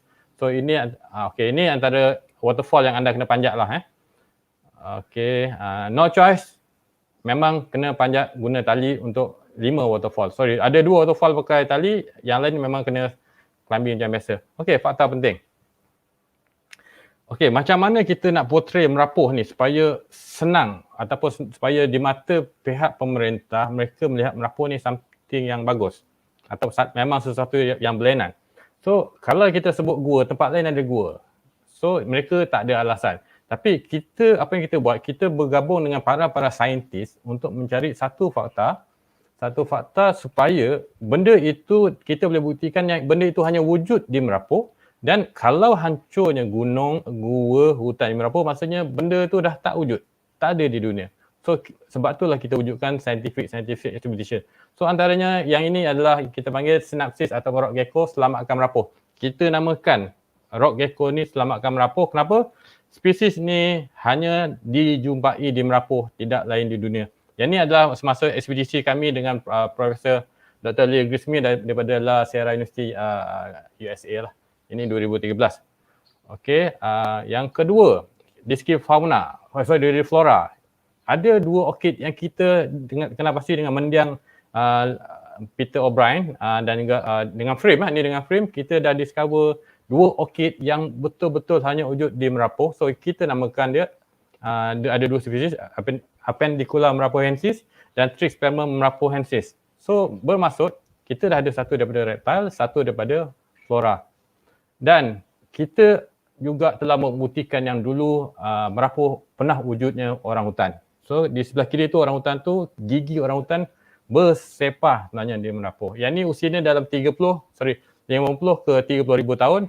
Dan Asian Black Bear. Okey, Asian Black Bear ni adalah yang pertama dijumpai di Semenanjung. Usia dalam 50,000 tahun. So ini adalah penemuan-penemuan baru di Merapoh. So benda ni imagine kalau gua Merapoh diletukkan, memang dah kita tak akan jumpa lah. So kita fight dengan pihak yang mempunyai kuasa dengan fakta. Okey, ini adalah penemuan terbaru kita tahun lepas, iaitu fosil gigi gajah. Usianya dalam 50,000 tahun. Okey, sebelum ni di Malaysia tidak pernah dijumpa fosil gigi gajah di dalam gua. Hanya dijumpa di luar, di Lombong, tapi buat pertama kali dalam sejarah kita jumpa fosil gigi gajah betul-betul di dinding gua. Bermaksud in situ punya finding. Sangat-sangat, memang kita orang sangat excited semasa itulah. Okey, kita dah settle tentang finding, tentang scientific semua. So, ada satu lagi yang kita kena jaga, iaitu nasib anak tempatan, iaitu pemandu pelancong. Kita boleh transform di Merapoh bagaimana poacher kepada wildlife, kepada botanis punya guide. Daripada illegal miner kepada fossil hunter. Daripada pencari kayu gaharu kepada cabin guide. So itu kita dah buktikan di Merapoh. So ini mereka adalah dalam ni seni, Yuki, Jenal, mereka adalah sebahagian daripada guide-guide yang bersama kami daripada awal Merapoh lah. So mereka ni sebenarnya zero di segi knowledge, Tetapi oleh kerana mereka berusaha, alhamdulillah, one of the best fossil spotter sebenarnya ada dalam gambar ni. Taraf dia tu sebenarnya taraf doktor sebenarnya. Kami panggil dia doktor because kadang-kadang doktor pun tak boleh nak identify spotter, kita panggil dia orang. So bermaksud orang tempatan kalau dia beri peluang, boleh. Okey, ini adalah antara yang kita kita educate orang kampung. Kita tengok ada 2 orang guide, kita ajar mereka secara infill di lapangan. Contohnya ini kita punya fosil, quaternary fosil. Kita cari mammal fosil yang berusia dalam 50 ke 30,000 tahun. Kita ada Ashen. Yang belakang tu pencari fosil dinosaur sebenarnya. Okey, kita juga ada Cik Rosli daripada JMG yang ini lebih kepada fosil Permian, 230 juta tahun, 300 juta tahun. Okey, semua sama dengan orang kampung. Yang ini kita punya key person Dr. Ros. Dr. Ros mengajar anak-anak tempatan tentang geologi. Okey, Dr. Ros daripada UM. Dan kita juga berkolaborasi dengan Dr. Ros, Frame dan Mr. Ong dengan Frame dengan Frame untuk macam mana kita nak educate anak-anak tempatan untuk belajar di sistem botani secara profesional. Alright. Dan yang terbaru last year kita ada multiple disiplin, maksudnya pelbagai kepakaran. Ada pakar arkeologi, ada pakar fosil, ada pakar dinosaur, ada pakar tulang, ada pakar speleo, ada pakar mamalia untuk berkongsi kepakaran mereka dengan anak tempatan yang berminat ketika itu without any charge. Okay. Kita tahu kalau kita buat dia ke kelas memang tak masuk. So lepas tu kita buat ke lapangan. Okay, I try to finish awal. Okay. So, semua ini kita akan buat sebenarnya, yang kita akan buat sebenarnya akan sia-sia kalau tidak ada income. Sebab tu apa yang kita buat, kita dah jadikan segala produk yang kita ada di segi pelancongan ni sebagai satu produk pelancongan. Apa yang kita mahukan sekarang ni, hanya kita minta bantuan Prof Amran, kita minta bantuan daripada Datuk Ecotourism supaya industri pelancongan diadakan. Pelancong datang secara konsisten, bukan bermusim. Produk kami dah buat. Tenaga pakar insya-Allah kita dah groom. Okey. So sekarang ni apa yang kami perlukan adalah pelancongan, kedatangan pelancong yang konsisten, bukan bermusim. Jadi mereka ada kerja tetap. Okey. Jadi yang dulu yang poacher apa semua boleh tinggalkan terus kerja-kerja mereka, fokus pada bidang guiding sekarang. Okey. Seterusnya, walaupun kita nak pelancongan konsisten income, tetapi kita pastikan yang pelancongan itu terkawal. Actually kita dah implement, dia panggil sustainable punya control of numbers pada gua. Setengah gua kita hanya limit 20 orang je sehari. Setengah gua ada 40 orang sehari. Actually kita dah start. Sebab tu kita ada gua yang boleh masuk, gua tak boleh masuk. Alright. Dan seterusnya, sebenarnya kita dah buat sebelum ni 2015 ke 2019, kita ada buat event TMT, The Magnificent Merapu Trail.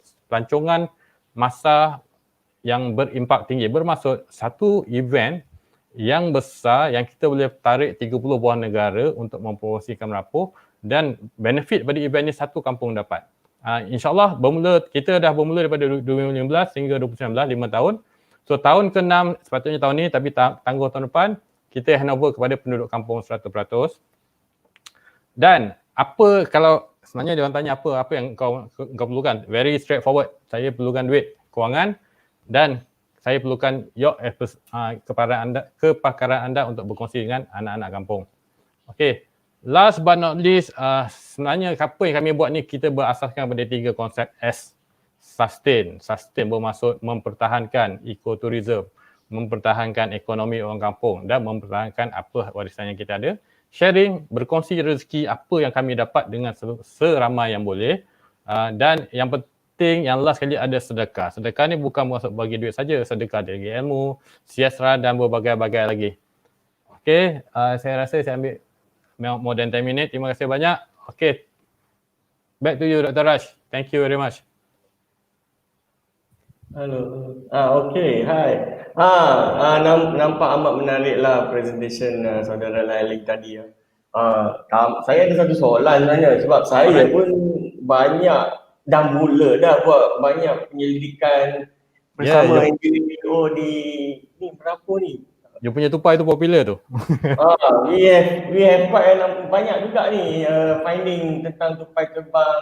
Ada jugalah haiwan-haiwan lain yang kami ni sedang buat kajian lah. So saya sebenarnya pun ada satu curiosity ni. Saya rasa macam mana ni kalau contohnya Hugs ni kira bukanlah satu NGO yang sangat lama kan, dia kira baru. So macam mana boleh nampak kejayaan ni projek HAX ni. So kami pun di MRS ni pun nak belajar ni macam mana. So what are the nasihat, apa nasihat yang ni saudara Lali boleh bagi kepada MRS atau NGO lain yang baru bercimpung? Okay, number one saya first of all pada saya niat tu kena betul. Okay, kenapa kita buat aktiviti ni, kenapa kita buat NGO, niat tu the first, sebelum kita buat apa-apa niat tu kena betul. Why we are doing this? So macam HAX actually alhamdulillah kita baru, but our volunteer is from 24 country yang akan datang bila kita minta bantuan, bukan saja duit lah. I mean expertise, promotion. Kerana kita clear very specifically apa yang kita nak. Contohnya kita nak protect nature, community dan conservation without any hidden agenda. Kita tak ada politik, kita tak ada apa. Yang tu kena put very clear. So bila once you put very clear apa yang you nak buat, insyaAllah mereka akan join without any limitation. Tak ada tanya berapa you nak bayar saya. Selalu itu berlaku kan. So kita, our concept is very simple. Start from the early stage. Kalau you nak tolong, just tolong. Jangan banyak tanya. Agak kasar, tapi you just do it. You don't expect the return because you get the return maybe from the other banyak cara lah. Ya. Okay. So, nanti kena ada masa berkampung dengan Encik Laili ni kat Merapur lagi. Alright, thank you very much. Terima kasih Saudara Justin. Justin. Thanks. All right, Laili, really congratulations and thank you so much for coming on to our show. I love the fact that you demonstrated a really inspiring story where local communities themselves are the ones that championed the conservation of an area, right? You've also shown what can be accomplished when scientists and local communities and conservationists come together to preserve an area. But I think the fact that your case study has shown that there's always people who see things differently. And some people look at a particular area's values as cement, right? Whereas other people look at it as our natural heritage. And this is also shown in the way that people's vocations have changed, right? The fact that people have put down extractive hunting or other things and to take up tourism kind of underlines the very seriousness of the current situation where we are not seeing tourism develop quickly or effectively or consistent enough. But let me just ask you a question first. You say that you explained how you manage the caves, but who is actually managing the caves? Can you perhaps explain a little bit about that? Yeah, but before that, I also want to welcome Jaime, who's now on screen. Jaime, is your mic working? Say something. Okay. Hello, everybody. All right. Jaime. Yeah, because I'm going to ask Jaime a little bit, because now we are talking about, you mentioned the best practices, right? We really want to, cave tourism is a very special and important niche, and Jaime is obsessed with caves. So he's a really good person to talk to. But Laili, please answer the original question. All right. Actually, that one is a bonus question, Justin. Okay. Different from other part. We're planning first and then we do it. Merapur is different. Merapur, we don't have much time because Kelang Cement is there, Pocher is there, Pelombong is there, so we don't have time. So what we do in Merapur, just do it first, think later. Okay, so because of that, because of that we have certain thing that we solely depends on trust. People trust, orang kampung trust, and for your information, since 2012 until now, actually no one control the cave and travel because what we do right now is the people, orang kampung trust. Ada orang masuk illegal, Encik Laili, ada orang pelik masuk. So, but I wish Datuk Idrus will independent ada, because actually this is the time we need the local authority to help us. Okay, we look at the what you call Gua Tempurung or near some cave already have pagar, pintu pagar. Okay, some cave already have CCTV because they're high value cave. So these are the things that we really need the local authority to come to assist us. One, we don't have the power to tangkap orang. Number two, we don't have money. That's the most question. That's the best part. We don't have money. So to make sure what we're doing since 2012 will sustain, this is the time we really need the local authority to come very serious. Okay, that's all. Thanks, Justin. I'd like to ask Jaime, I mean, in terms of capacity building, there seems to be a wonderful support in voluntary help from the various government agencies. How do you suppose that organizations can continue to strengthen local participation in this way? I think for Merapu, I've never been there. I have to say that first. Yeah, I've never been there. I've been there, but not for this project with Laili. But I think it's important that there has to be some kind of management system over at the area. I think it has to be something that has to be done together with local people, with the local authorities. I think it's good that Laili has rallied up, support from the local people to do this work over at the caves, and I think that's good. I think that's positive. I think in the long run, I think managing the case might be easier that way because you have local people support. Previously, I think other places when you have this sort of situation, the local authorities would be the one managing the caves, and local people normally do not have a say. So I think it's a good start. Where it goes from here, we're not sure. Your son been here already, no worry. I can't hear you, Justin. Jaime is also the manager of Ulumuda with Earth Lodge, right, which is considered to be one of the most beautiful and special places in Peninsular Malaysia where you can really appreciate loneliness. So we're going to give a slot for Jaime to make a very short presentation to highlight another case of a sensitive conservation site, but that also needs a little bit of tourism to keep it important in the public eye. So we're going to let Jaime do a quick presentation and then bring everyone on board and pose all of your questions. So please bear with us. All right, thank you. My name is Jaime. I run Earth Lodge. We've been in operation now for 9 years, and next year, 2021 is our 10th anniversary.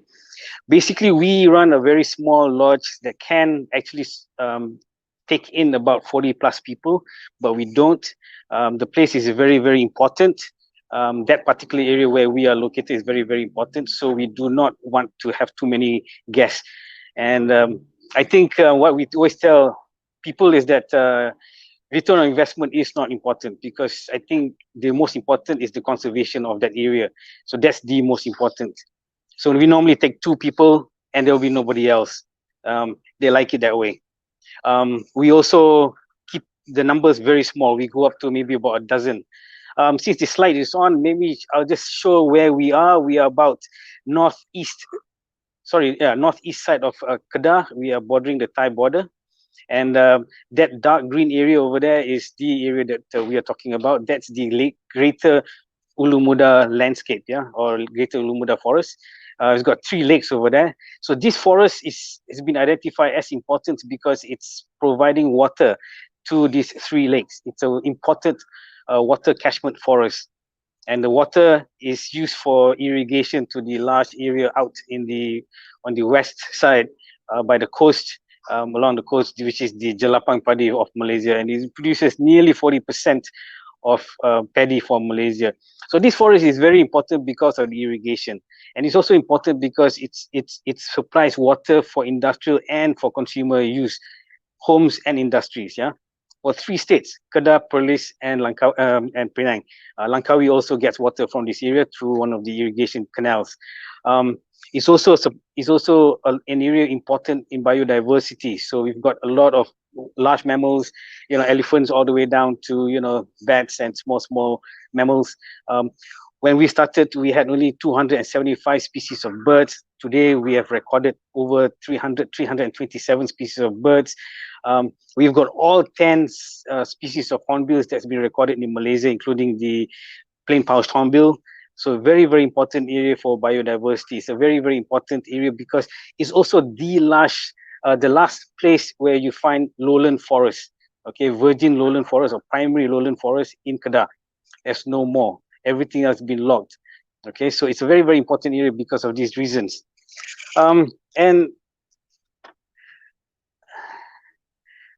So it's a very, very important. So there are threats to Ulumuda. Ulumuda has a lot of threats. I think what people have been hearing is that there is There's been threats of logging. Logging is the main threat. It's a very, very important catchment area, so it should not be logged or touched.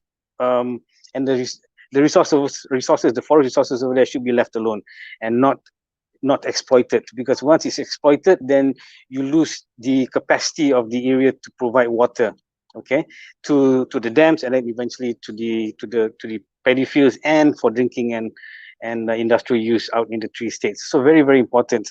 So these are the 3 stats, and the area has vast ecotourism potential. Over here you have a picture of us going down the river in the evenings or in the morning. Sometimes we don't use engines. We just want people to experience the rainforest by smelling, listening, and seeing the forest. Yeah, so that's what we do. So we go down very slowly, quietly. We just pull the boat. Okay, so it has vast ecotourism potential.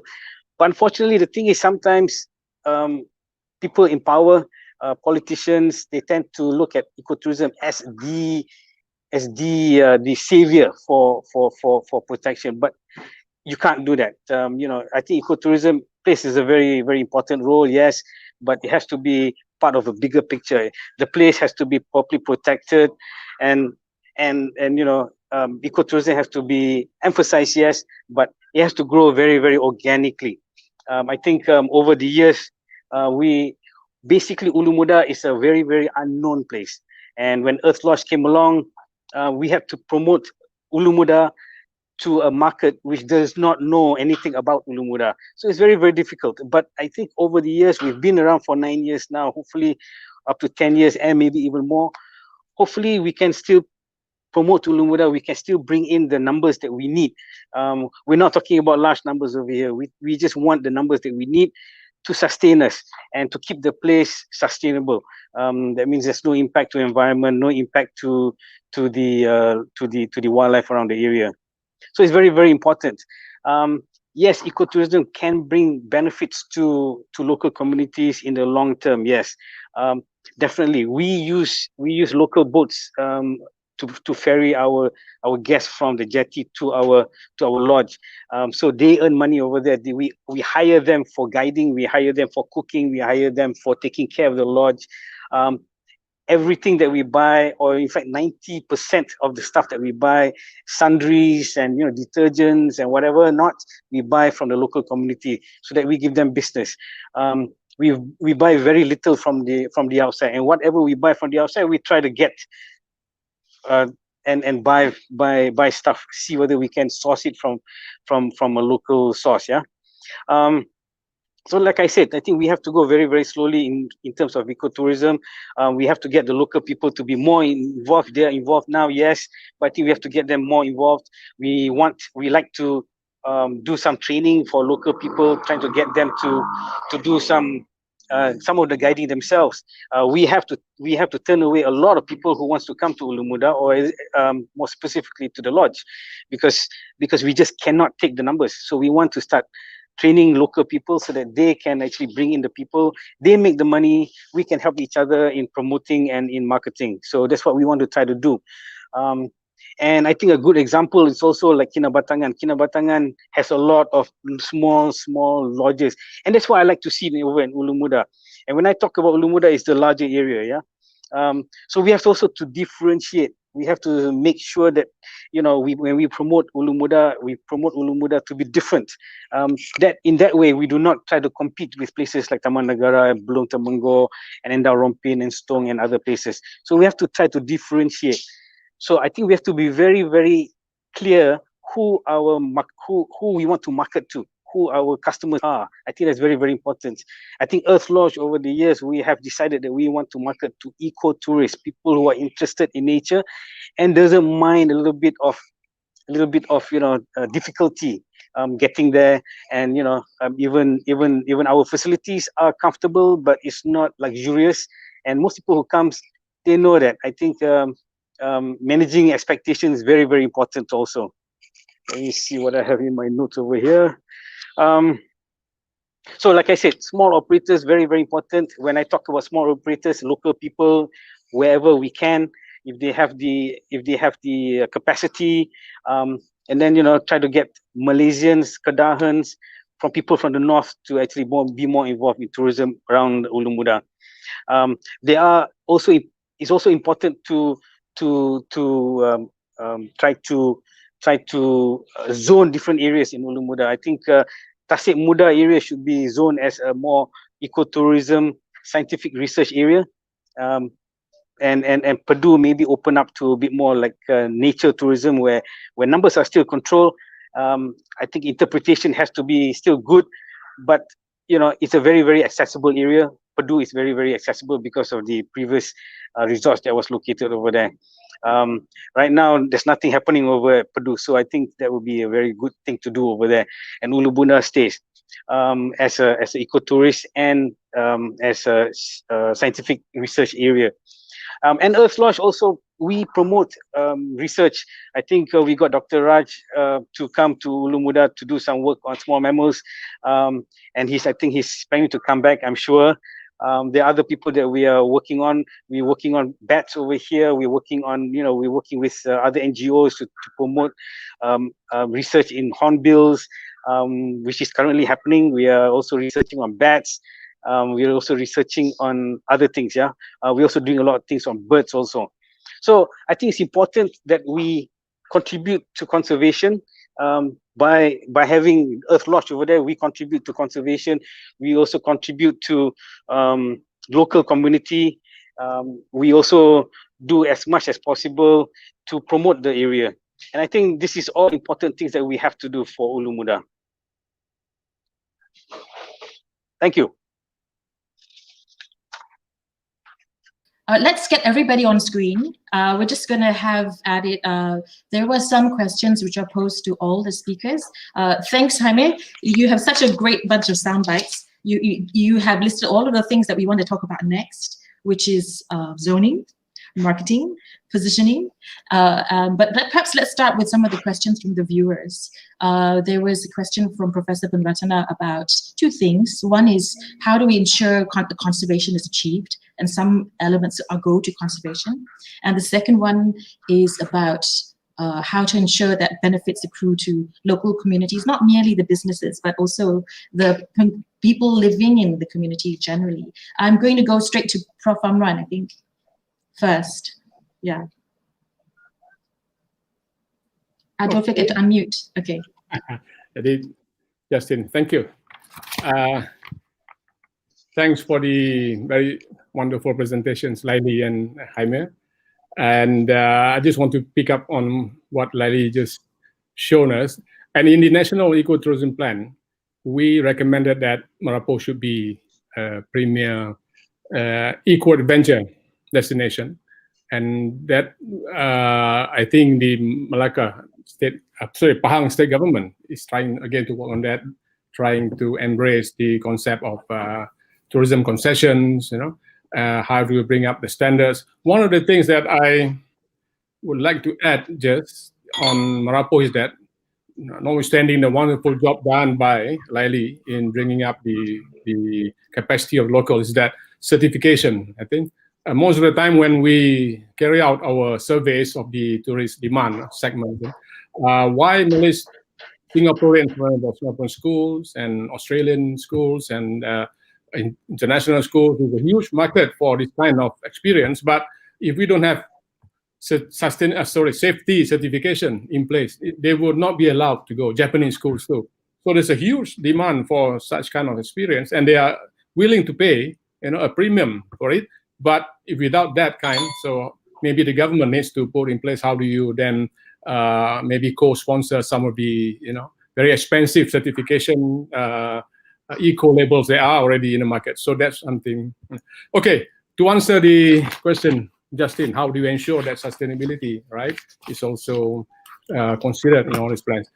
I like to go back to the National Ecotourism Plan, because usually when you download, if you can, the plan, you can only see only get the volume 1, which is the recommendations. But in actual fact, there is a volume 2, which are the guidelines, you know, very specific guidelines. If you remember, those of you young enough to remember the first National Ecotourism Plan 1996, they were very strong on the guidelines too, on how do you develop trails, how do you develop eco-lodges. Likewise, in the National Ecotourism Plan number 2, there are one whole volume on doing this, including ensuring, rain harvesting and so on. But those are standards. One can do it or one cannot. But for me, how do you get this done is how do you look at the whole, again, governance. When we did the National Ecotourism Plan and wanted to, not me, MOTEC wanted to roll it out nationwide, the first thing is to reach out to the states. So they are, they own the land and all those things. Some tourism expos were very supportive, right? Notwithstanding the very short lifespan as a politician or leader. But some of them really say Pahang, so very gung-ho about making sure that the plan will be executed, but we were not. But never mind. So when we try to build on the willingness, political willingness, so it trickles down to the state top management. So, in terms of development, rural, tourism and all, this is where there's a lot of knowledge gap. Because of the knowledge gap, there's a tendency of people who will be happy to be in their comfort zone. So we recommend that not in the National Ecotourism Plan, but in the National Tourism Policy, it's going to be launched very soon, I hope, that, there should be a tourism academy to train government agencies to be able to understand the tourism core skills. That includes also to understand the tourism plan so that they can execute it. There are more than 40 government agencies who are mandated to develop, to manage tourism. And most of them are not trained in tourism. So they are lacking in the tourism core skills. And the tourism academy on, Park and Intan would be able to do this. And to support the tourism academy will be the I would call it field centers. So they don't just attend classes in Intan. They go to the site, for example, Kinabatangan. They can learn about community-based tourism and Misowalai, 2 weeks there. And Merapo can also be, a training center for them to understand, all these caving tourism. So the local champions, how do you recognize local champions? Because these are very important. So each ecotourism site must have a local champion. Lali is one. There are many. So you have to work with them. And finally, I think to make sure that money goes back to conservation, that how do you manage that kind of community fund? It could be under the Koperasi SKM is a very good one. So that a portion of the fund will, it belongs to the community and certain amount of money goes to the locals and also some will put aside for conservation and so on. So I think you have to look at it's a very systemic thing. Developing ecotourism has so many difficult challenges, but how do you look at into a systemic manner? That is tough, but if you can unpack them and then you see that, you can do it one by one, and that will reach the aim of trying to spread respect to local people. Sorry, I took me a long. Yeah, thanks, Prof. Amran. That's very comprehensive. I think, Laili, I'd like you to chime in here because you are you're ostensibly running a community tourism operation, right? So what are the actual practical mechanisms you have to, I guess, spread the benefits, I guess? Perhaps you could give us some examples. Yeah. Number one, our concept is sharing. Sharing, that means there is no monopoly in our community. So if you do guiding, okay, let's say I have one group of guests, 10%. We are not allowed you to do everything. You have to engage guide different person, transport different person, caterer different person, and the accommodation different person. So although the income is only about 100 or 200, it can benefit the whole of the community. So I think it is good for the start. So at least everyone can learn, and there is no PhD, perasaan hasad dengki, because everyone get the benefit. So once everyone feel, everything is taking care of each other, so the industry will automatically grow into the positive web rather than what we call cutting price, push on volume. Because the price is already low, so they need to increase the volume, and our conservation, our cave will be destroyed. So that's what we are doing in Merapo right now. But back to the previous question, I don't know until when we can sustain this concept because we are nobody. So I really wish we have, there's one like PKBF or whatever, there's one govern, you have to do this. Right now, okay lah. Cik Laili, okay. Afterward, I don't know. Yeah, okay, that's all. right. Yeah. I think that's really, so I switch off the sound. Yeah, the fact that that we need to really institutionalize the role of communities is really, really important. There are some important moves in that direction, but that's a whole other web forum. Jaime, I'm coming to you. And also Laili, this is a question pertaining to impact. And I think there were a lot of people were panicking a little bit when you said you had a mass tourism event, right? So everybody's blood runs cold.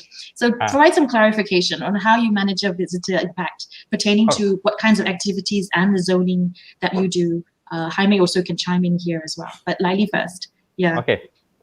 When it happened, when we started awareness campaign in Merapoh, 2012 to 2014, there is not much awareness among public and among worldwide. So what we're doing, we try to invite what you call press, but our press, not to say all, some of them is not that fit. So they can't go to Gua, they can go to logging area. So what we're doing on the 2015, we organized trail run. Why? Because all the trail runners, they are professional. They are lawyers, they are doctors, they are professional. Because to enter the trail runner, they have to pay 500, 700, 300. So they are not normal people. Why? Because of the trail runner, I can bring the whole, this professional to the logging area, to the mining area, to the beauty places. And people are concerned because of mass tourism. We only do once out of 365 days. Not every day. All right. So because of this one day, it can cover the other 364 days to tell the world that we need help to. We have to help Merapoh. We have to promote what happened because during the trail runner, you can ask our trail runner from 24 countries. I am not bringing them to the beauty place. I'm bringing them to the logging area, to the illegal mining, and out of that, we bring to the 3 cave that already not okay lah. So it's okay for them to experience. Okay. So in terms of mass tourism, don't worry. I repeat, before this, we only allowed 20 to 40% per cave based on the cave, and the rest there is no mass tourism. You can't expect like like Gua Tempurung. No. Merapoh, we really take care of the volume, and we make it compulsory. Yeah, sometimes we have a not very nice with our guests because we make it compulsory. You must have a local guide, and one guide can only bring 8 to 10%. You give the local makan, and at the same time, you take care of the carrying capacity. Thank you. That's what we do in Merapoh. Jaime, did you want to add something? Well, like I said, I've never been there, so I don't think I want to say very much. I think Laili is doing whatever he can to promote the area. So I guess at that time, doing it that way was the best thing to do. So I won't say very much on that. I do want to say that what Prof Amran was saying about educating government officers, I think is very, very important. I have been dealing with government officers for the last 25 years, 30 years, whatever. And they keep changing, and then every time you educate one, the guy will be transferred, and then another guy comes in, he got no idea, so you take him around again, and all those things. So yeah, I think it's a very, very good idea, Prof. Shabas.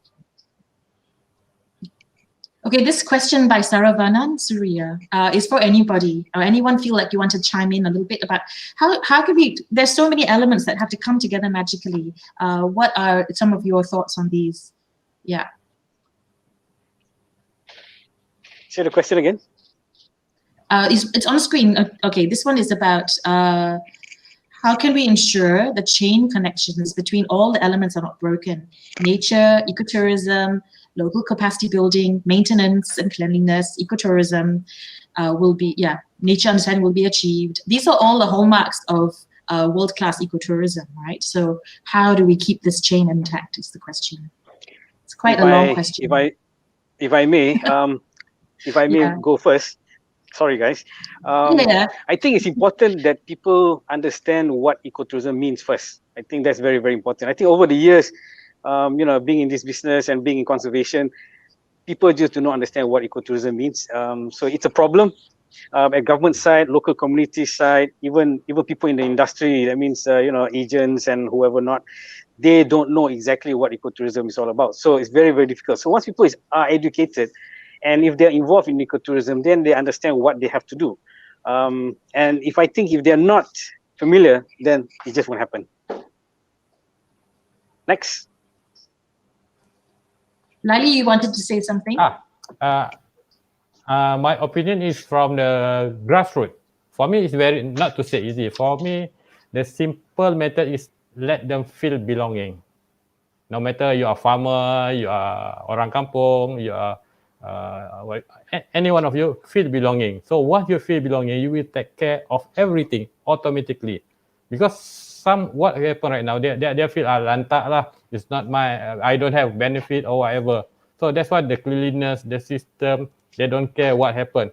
So what we're doing is, please feel belonging. Because what you do right now, if we ignore, maybe our future generation will get the impact of what we do now. So for me, feel belonging. That's all. Yeah.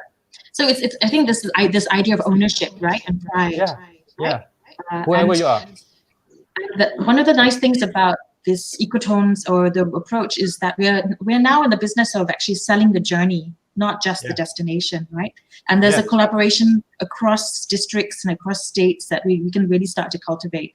And the power is with the people now, with social media and so on, right? With the right ideas.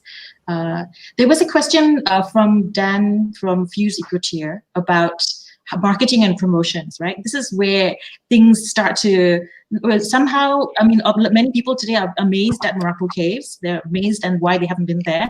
I'm ashamed to say that I live in Penang and I've never been to Gunung Jerai, all right? So clearly, information and communications is very, very central to the success of all your initiatives here, except for Jaime, who tries to stay hidden so that he can maintain very low impact tourism. Okay, so what about the others? Yes. Turn on your mic. Okay. Prof, I can't hear you. Have got your mic on. Okay, can you hear me now? Okay. We have to look at the post-COVID-19 scenario. Can I do that? So people are saying that post-COVID, there will be a totally new tourism landscape. You know, tourists will be more attracted to natural areas, spacious areas. And at the same time, we have not been planning it well. So first of all, I think planning and management, as I've been saying all along, is very, very crucial. But number two is to understand that the tourism needs. So for the tourism industry players, unfortunately, I think the current one, they are still looking at the old style before COVID-19, where people come in mass. One operator in Ipoh Hamed, I've got 5,000 people going to Royal Belum. Why they don't allow me? Shahriza will be angry when but so what will happen post COVID-19? I can foresee that there will be what is called the startups, the young guys. These are the tech companies now. They're trying to venture into tourism. They're trying to use their technology IT background and to be selling customized packages, which are very experiential in nature, which are really based on the principles of sustainable tourism. But there are not many yet, simply because all the tech companies, all the startups in Malaysia, they're not going to tourism because they lack the content, you see?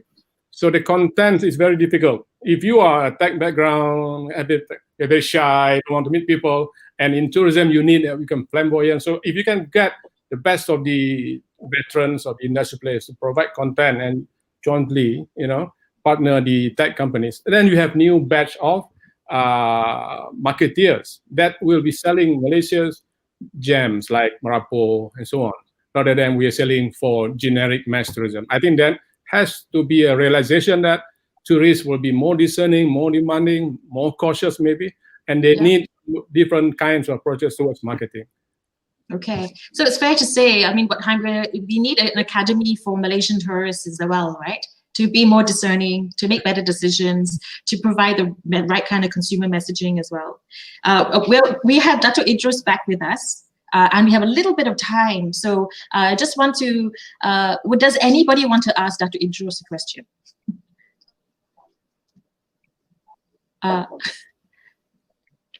Okay. Salam Dr. Idrus. Yeah.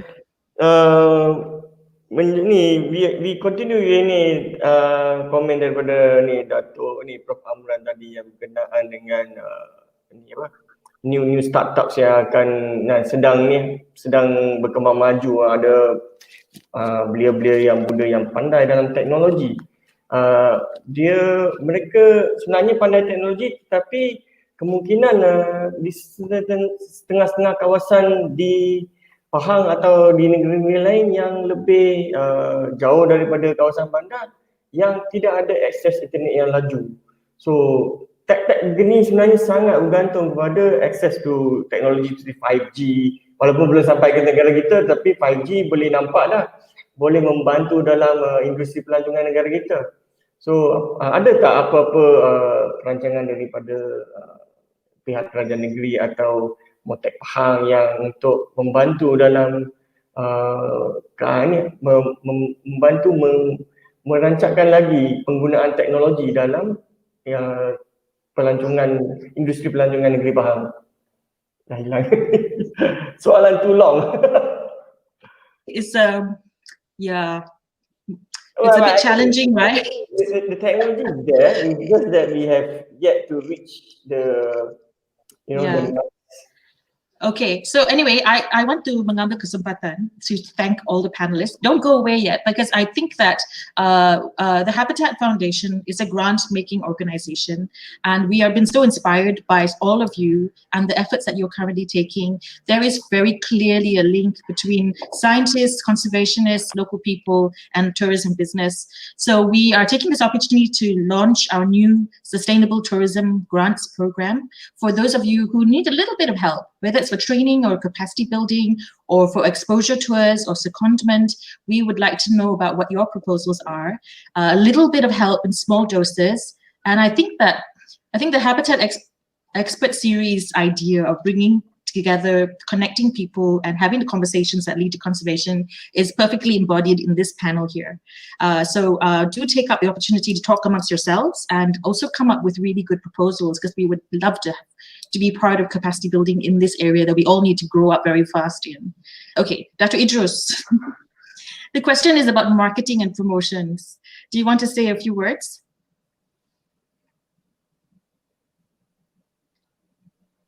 Oh, okay. I think that he's not being helped by technology, but we will just say thank you on everyone's behalf to Dr. Idrus for a fantastic, inspiring presentation and for being the best customer for all Pahang attractions, because you name it, he's there, right? He's been such a great ambassador for local travel, really inspiring. Okay, so now we have to take a group photo according to Ahmad. So everyone has to smile and look sweet. Okay. All right, so when things are going really smoothly, it's really because there are ducks paddling under the water, and those people have been Dr. Ahmad Zafir and Natasha of Society of Conservation Biology Malaysia Chapter. Thank you very much. We believe that this might not be our last web forum on tourism, and we'll have other opportunities to talk about local innovation and interesting developments. All right, so any last words? Amran, Prof. Amran?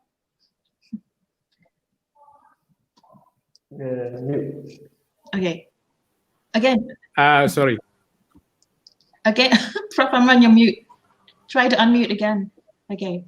There are so many people doing wonderful things. Haimia, Laili, and Sabah, Sarawak. I think we should form a network where we can have. It's a great idea. Okay. Yes, we are very keen to invite you over to Kelantan to help us with our ecotourism projects in Garrick. We are research institute in Garrick, who's focusing on research in global and innovation and entrepreneurship. We are actually keen to help out in the ecotourism sector. So we will invite you in a very short time. All right. Happy to. Jaime and then Laili. Yeah, I second the proposal by Prof. I think we should get people like us together, and then I think there's a lot of experiences out there that we can share. I think so. Yeah, it should be done. Okay, Laili. On behalf of Hearts Project and the people of Rapo, keep supporting us because of you we can protect this heritage for our next generation. Thank you. Thank you for and to everyone in the kampung. Okay, Dr. Idris, maybe if you unmute your mic and say something. Okay, I think there's a problem with the communication. Okay, all right. So this calls to an end our web forum, the second one. Please review it and go back and look at all the details. It's been really packed 2 hours. Thank you for all of you who posed questions, who have stayed with us the entire time. Okay, so yes, and it's lunchtime, so selamat berselera. Okay, all right.